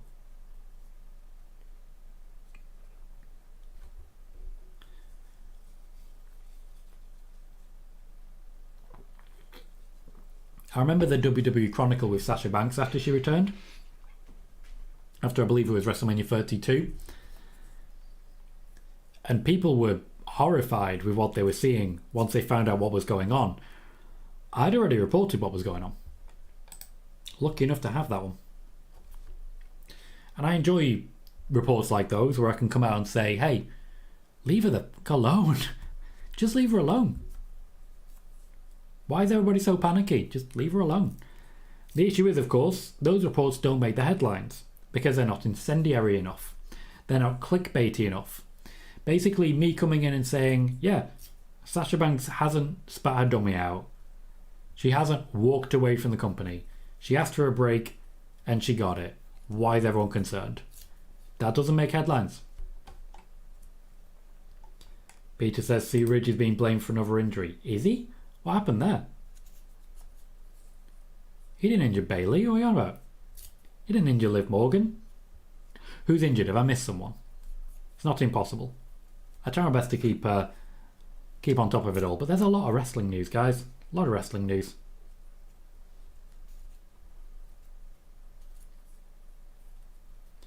Leon says, what report are you most proud of? See, this changes every now and then because of the reporting. I'm particularly proud of being able to report that Bray Wyatt was returning a month beforehand. Of course, it's pretty deadly. Thank you guys for reminding me. So the Bray Wyatt report I'm very proud of. The NXT UK shutting down report, that was big news. And I basically had I was targeted as a result of it. And driven out of the popular circle, as it were. But I was right. It took a long time. I was gaslit to fuck genuinely for not only that I'd got it wrong, but that I'd ruined my own career. But no, I was right. It is infuriating when stuff like that happens. So I was quite proud of that report. The Sasha Banks report also up there. That particular report when I could just say, just leave her alone. That was a good day for me. People didn't pay any attention to it. People still harassed the fuck out of her. But I did what I could. Bailey said, is Lacey Evans still deep in catering? Does she appear at house shows? She does appear at house shows. They're still trying to work out a way to relaunch the character. Vince himself is writing a lot for her. It usually does not make the show. So he's trying, but it usually doesn't make the show. Oh, nothing backstage. I'm guessing that might be after the match then.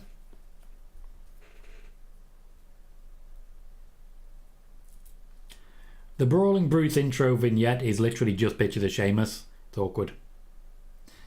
Pete says, which people would leave Ridge alone? He's not a dangerous wrestler. No, I don't believe he is.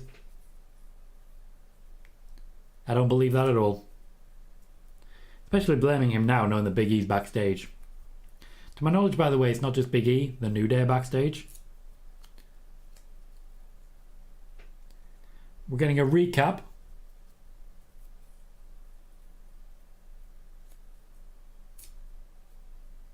Getting a recap of the injury to Elton Prince.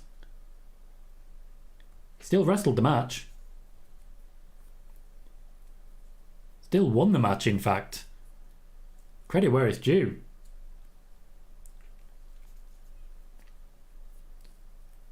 I genuinely didn't know that there was an injury happening during the match. Connor says if he was a dangerous wrestler, he would not be employed anymore, very simply. Yep.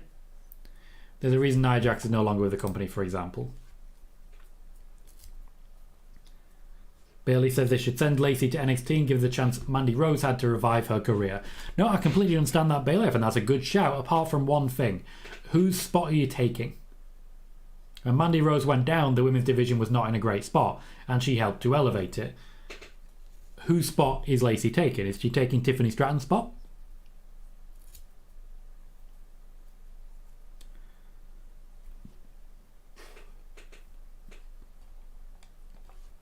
Joey says, I'm surprised they didn't make Nia retrain since she injured so many people. Nia was constantly training. A lot of people who came from NXT under Triple H are constantly at the Performance Center just honing their skills. Becky Lynch is constantly training. That's how it should be, personally. I remember how big a deal the story was that, oh, Keith Lee's gone back to the Performance Center to retrain. People were furious about that. They all do. They all do. Connor said she's taking Roxanne or Cora's spot, who will get called up soon. Fair shout. Kieran says you always see clips of Liv Morgan still training. Yeah, she never stops. The women in particular, they know what they need to do to get over. They know they need to be the best they can be. They know they need to have social media game.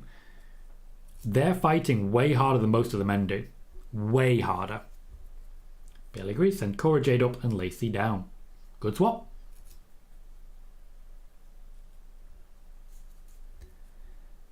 Butch with a finger snap. He's just mauling Dominic right now.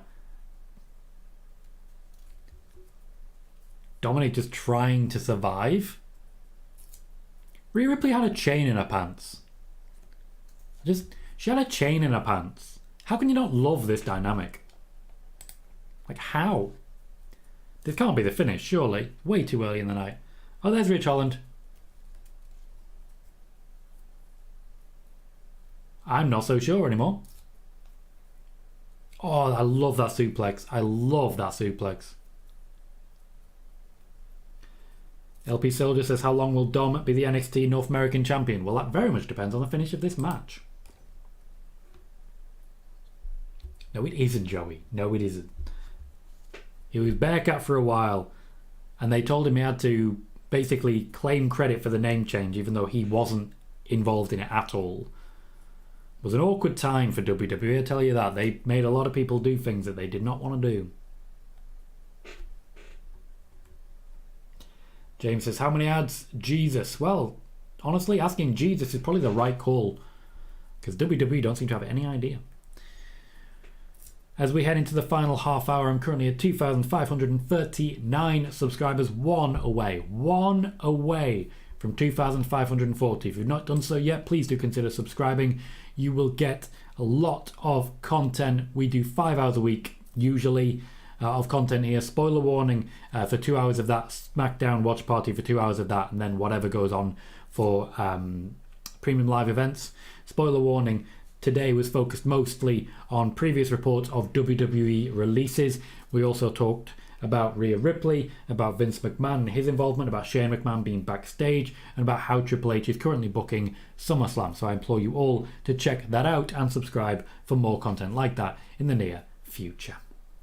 Joey says the Bearcat gimmick was so bad, imagine if Adam Cole became his manager, his career would have been ruined. Adam Cole has come out and said that that was not the plan, so Adam Cole has denied that one. Jack says this match is for the title, the match is not for the... Sorry, the match is for the title. We've had the non-title match, this is the title match. Now I imagine Santos winning is designed to make you think that, oh, Butch has a chance. He doesn't. But it's nice to believe. I was talking about Youngest a couple of days ago. Their mother had made fajitas for us. And I've taught them how to wrap their fajitas and hold it. The Youngest always overfills it. So it becomes a sloppy mess. So, that presents its challenges. And I said to her, you don't learn, do you? You've overfilled it again.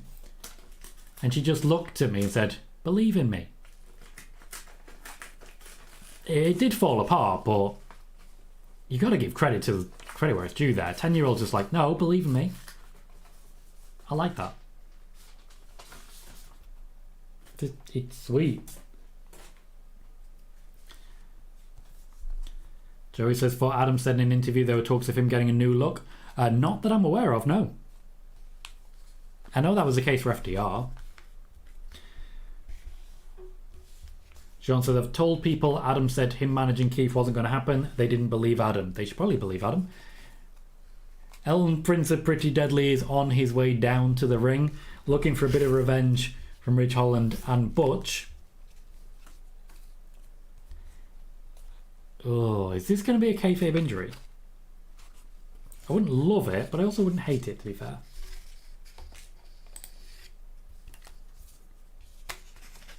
Kieran says, I put my fajitas in a panini press so it stays together. Ooh. I do not hate that idea. I have to do that. Megan says, I always overfill mine when I do them. Connor said, she's just creating a new dish, a mix between a sloppy Joe and a fajita, the sloppy fajita. Yeah, that's basically how it goes.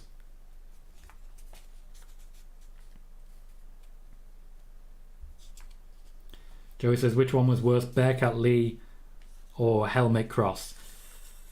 Probably the helmet, because ultimately the name change is one thing, but changing the physicality entirely, that's a whole other badger. Leon says, WWE wanted to change Adam Cole's name, he said. Thank you very much for that one, Leon. Rhea Ripley now trying to pick a fight with with Michael Cole, which is silly because that's Bayley's job. What Bayley do? Rhea Ripley is shouting 619. Dominic gets snap German suplex. This is good stuff. Eric says, I'm still not overnight losing. Tried to give you stuff to get your mind off it, mate. This is a good match so far. Overbooked. A lot going on the outside. But good match nonetheless.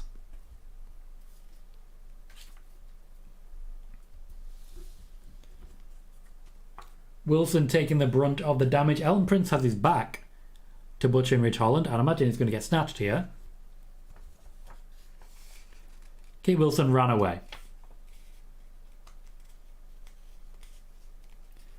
Ellen Prince might be getting a beating here. Personally, I wouldn't. He's no harm to anyone. He's harmless. He's mostly harmless. He's off at a decent speed. Ridge Holland chasing after him. Megan says, Bayley versus Rhea with Cole in a cage above the ring. Oh, there we go. Rhea Ripley, forgotten about for a moment, immediately pays dividends. A drag into the ring from Dominic. Poor pin attempt. Poor pin attempt. Did not make either of them look good.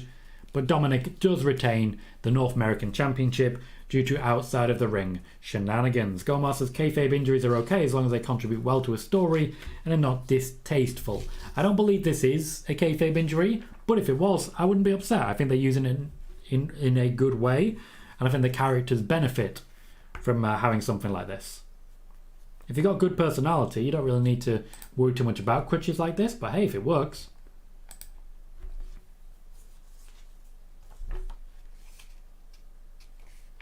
Michael Cole laying into Dominic Mysterio there. Megan says, 6 out of 10 for me, too much on the outside. The match quality was good. I do think these two have some decent chemistry. Butch was made to look particularly strong. But you're right, it was definitely overbooked. I would go slightly higher. I would give it a 7. We knew what was coming, to be fair, but it was a good spot for the North American Championship as well. They're advertising next week Santos Escobar versus Rey Mysterio in the United States Championship Invitational Finals. I'd imagine that match will main event and be given quite a bit of time. Bailey gives the match a 5.5. Leon gives it a 7. Brad gives it a 7. Eric says, do you think Ridge is dangerous? No. Eric says 6 as well. Next week, Carl Anderson will take on Karrion Kross. AJ Styles may be one of those down, but will still find a way to be in action, I'm sure.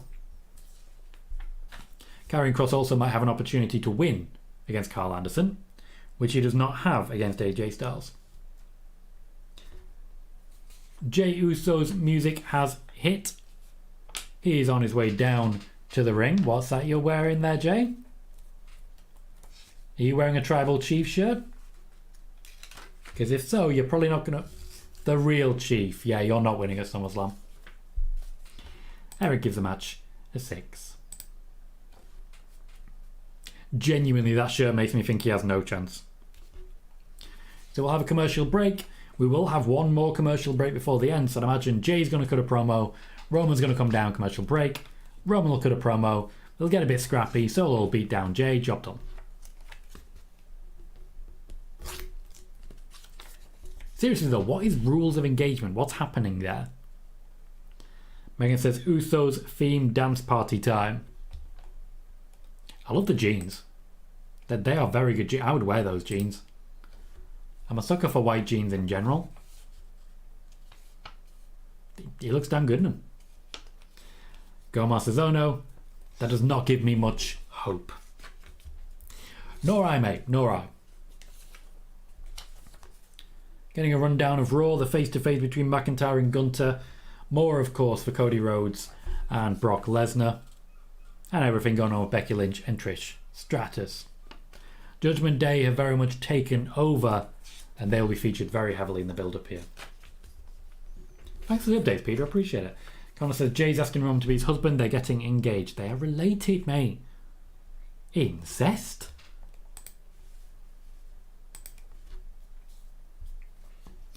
Megan says, white jeans do not work on me. Also, leg length for women's cut denim is a nightmare. Does not sound fun. Most of the pictures of me in Paris involve the white jeans. I think I look pretty good. I could be wrong. I could be wrong. I could be wrong. But I'm not. Could be wrong, but I'm not. We have hit 2,540 subscribers. Thank you everyone for supporting the channel and supporting the show. I'm very grateful to all of you for joining me today. We've got a hell of a lot of views coming in and a hell of a lot of attention on the streams and the videos right now. So thank you, all of you. Devil says, Cody saying everyone in the bloodline would leave Roman is great storytelling, and very true.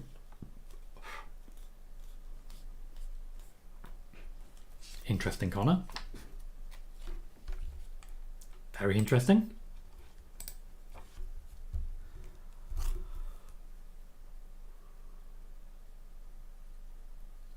Sorry guys, the time is starting to get to me. What I will say though is that we're currently at 838 views on this here video, on this here live. If we're able to get to 1,000 in the next 15 minutes, that would be a hell of an achievement. We'll see what we can do on that one.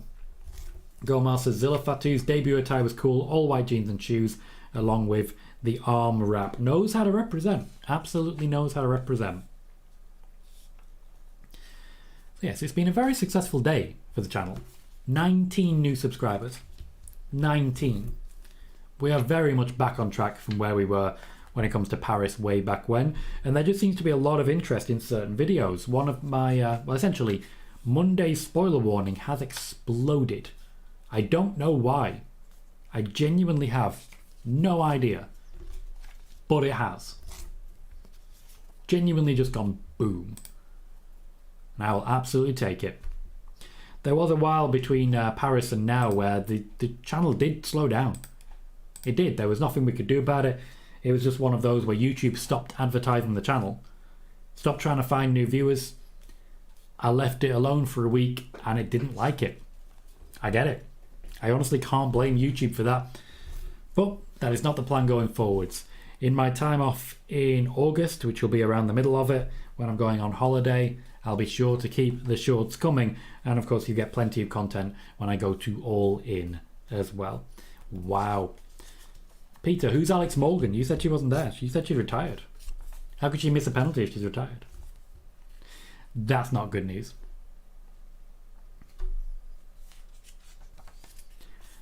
Given where we are with the commercial break, I actually don't think there's going to be another one.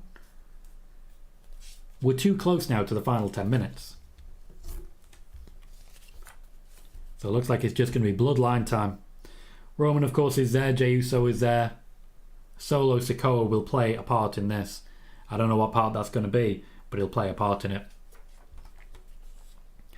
We're also currently on 29 likes, just one away from 30. If you're able to, please hit that like button. Connor says there are about 20 different mates going to All In. Hope everyone enjoys themselves. I hope so too. I'm excited for it. Kieran says the female keepers are only about 5'5", just smashing the top corner. There is a spot that you can't reach it. Sai says in August, can you not schedule a pre-recorded video?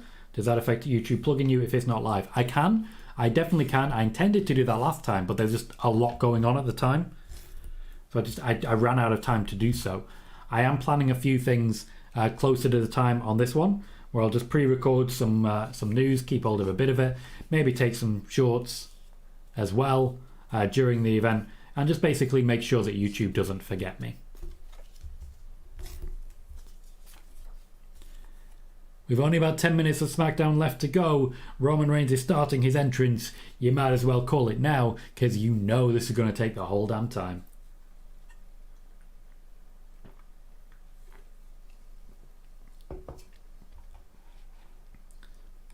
Sometimes I see a name and I just immediately get rid of them. It's the right move.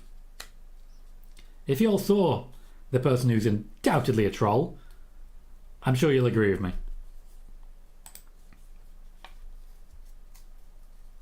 Do. One thing I love about this theme is that it still has the elements of the old Roman theme in it. It's just better. Also, my god, that bling. That bling is incredible. Jey Uso is wearing a... I don't know what you call it. I don't know what you call it, but it is sparkle.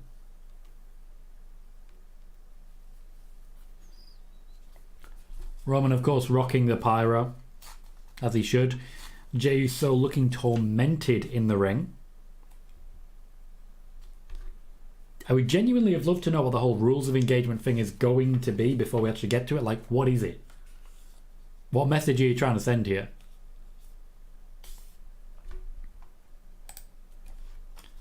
All three members of the Bloodline getting introduced. It's a contract signing, this, isn't it? It's just a contract signing. We've no Adam Pearce involved because he's afraid of Roman.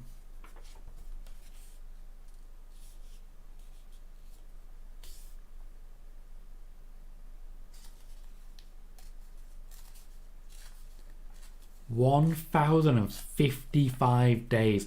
You lose track. Words lose all meaning. 1,055 days. Eric, I don't necessarily think there is a special stipulation here. I think it's just a bloodline off. I like the guy in the crowd who's not only the one, but he's also wearing an MJF scarf.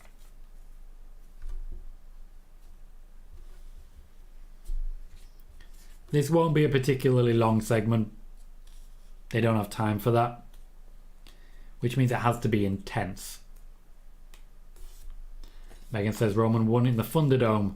Feels so long ago. The debut of the Thunderdome. Oh no, he returned in the debut of the Thunderdome. He won it a week later. Jack says they have a question. During the draft, the Bloodline was draft number 1 on night 1 and the Usos were drafted night 2. Wasn't WWE telling us Usos weren't part of the Bloodline at that point? There was a potential to split them up. They did not choose to do it. Kieran says they've been watching any of the MJF and Adam Cole stuff. It's been so funny. I've been watching bits and pieces and clips. I liked MJF calling into Adam Cole's his Twitch show. That was quite fun. They've been very clever with it and I'm really quite enjoying it. I think Adam Cole might well be our next champion. More pyro for Roman Reigns. Cody Rhodes doesn't have enough pyro compared. Eric says Roman is the only Universal Champion I've ever known. I came back at SummerSlam 21. Very recently then, mate. Very recently. I don't think there's anyone else worth knowing, to be honest. Sean says I've had Roman fans telling me Roman is WWE's only draw. Said no, Seth and Becky. That person said they aren't draws. The person you're talking to doesn't know what they're talking about. I mean, Dominic Mysterio is a draw. Established.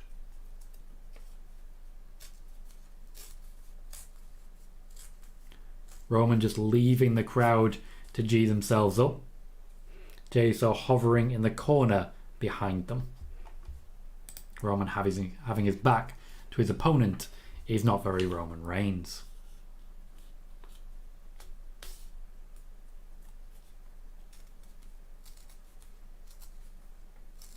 We know your catchphrase already. Start with a cheap pop.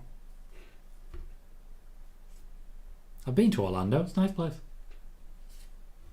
Been to a Hooters there. Don't really want to talk about that. Apart from the fried pickles, they were glorious. Roman has been acknowledged. There's a lot of love for Jey Uso, but at the same time, Roman is Roman. He is the man.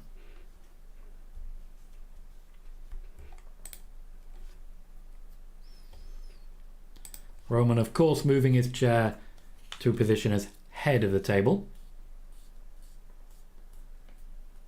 Jey can't take the other side because of the hard cam, but he will not look at Roman. The 9 Inch Nails shirt continually causes some enjoyment in the crowd when I see it. Someone's here to see Paul. Do you think they mean Heyman or Levesque?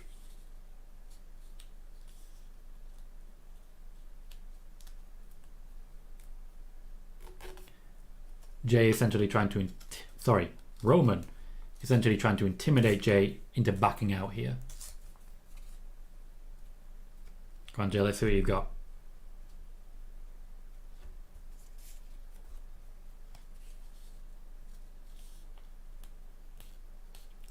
Of course, Connor. Paul White. The big nasty.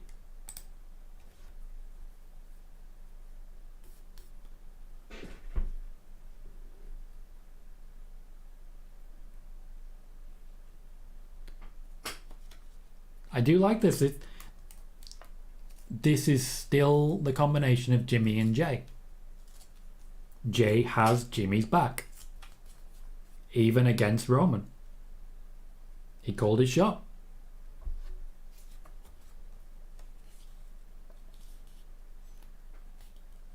He still doesn't want to do it. He's still conflicted.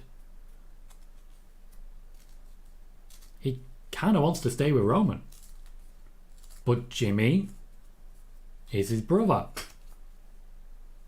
He can't do it.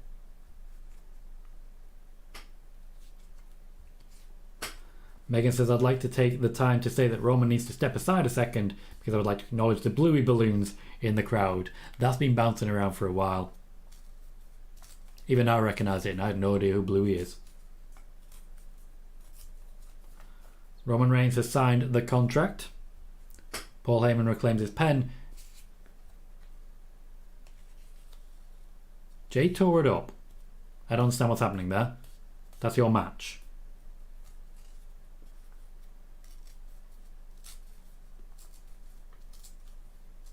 You do need a contract.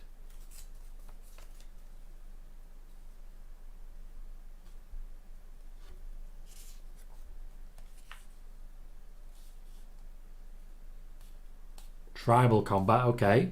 Guessing we are getting a stipulation then. Some sort of no holds barred. Roman seems nervous but not necessarily intimidated. What do you reckon, Roro?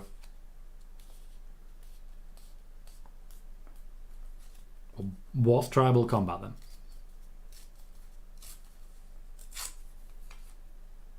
Okay, so it's a street fight.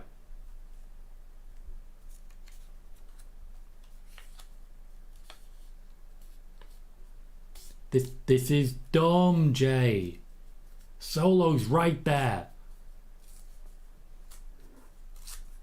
I can do anything I want, including get beaten up by Solo. That's what's going to happen. It's like, have you never met Roman? You know this stuff. Roman guaranteeing himself some booze. Good man. Knows how to work that crowd. Grandma says anything goes. Yep, including Solo beating the hell out of him. Roman giving himself some real heat from the crowd.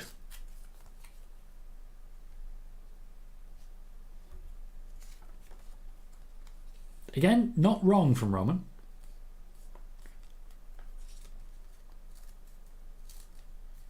Puts the championship down so that Jey can have a look at it. What are you going to do, Jey?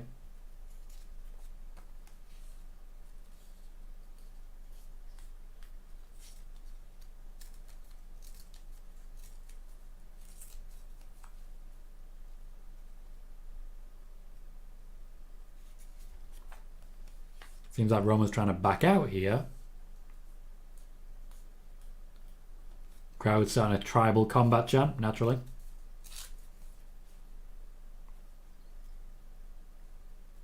Logically, they are establishing that it's for the position as tribal chief. Which, logically, they're not setting up for this match. They're setting up for the next one.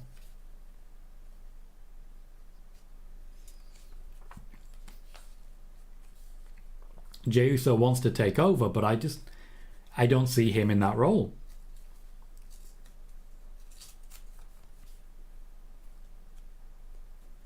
For all the marbles, championship and tribe. Tell you what, SummerSlam's unmissable. Gomar says, I'm going to say Solo will cost Jey, but also turn on Roman at SummerSlam. I don't see both of those happening. One, sure, not two.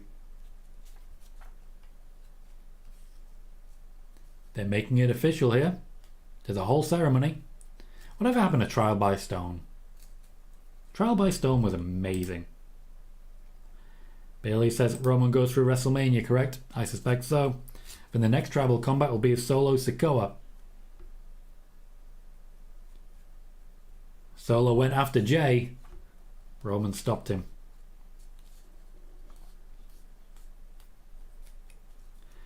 Leon says the title has grown on me. Still don't love it, but I don't hate it as much as I did. That was also the case for the Universal Championship not long back. Roman left Solo wide open there. Jey took the opportunity. Looks like we won't get a serious beat down, as it were. Roman will retreat. Nice and calm.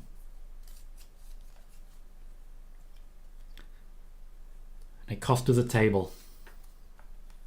Why do the good ones always die first? There's intensity in Jey's eyes. NTIA tomorrow is just going to be, what is tribal combat? Cody versus Brock can't be no holds barred now. Can't be a street fight. Can't be anything like that. It needs a different stipulation. It needs to be less hardcore, as it were. A strap match makes sense. Something involving a cage. But it can't be no holds barred. Not anymore.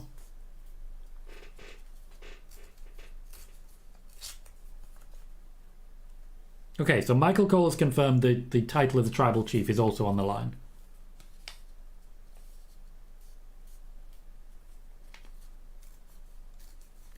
Solo wants to take care of business, if you'll forgive the pun. Solo.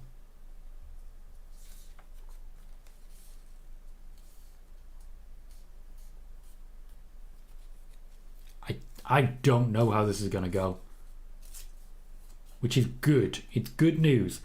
I don't think Jey's getting it.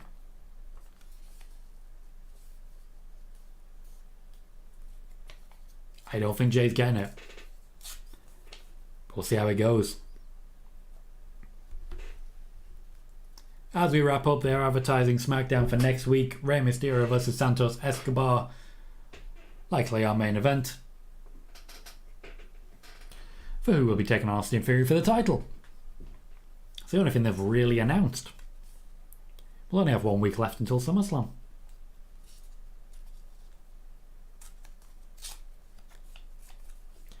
Gomar gives the segment an 8. They needed to explain tribal combat a lot better than they did. But ultimately, that ain't bad. Sean says, do you think Roman will be there next week? No. He'll have a week off and then come back for the go-home show. So that's our show. That has been WWE SmackDown. Again, I think that was genuinely quite a good SmackDown. There were some limitations that they were facing, but overall they were able to overcome them. The last segment was good. The matches were high quality, even though they were a little bit bumpy at times. A little bit lumpy, a little bit bumpy. But overall, I'd say that was a quality SmackDown, and I definitely feel like we're heading into a SummerSlam, which should be a lot of fun. Megan says, have a good weekend, folks. Leon giving the segment an 8 as well. So what I'll say at this point is thank you to everyone for joining me. I'll say a big goodbye to all of you until spoiler warning on Monday. There'll still be shorts, there will still be videos, plenty of them along the way, and hopefully you guys check those out soon. So there'll still be plenty of content from the channel. But for now, as per usual at this point, I will say I've been Tom Colohue. You have been fantastic, and I'll see you all very soon.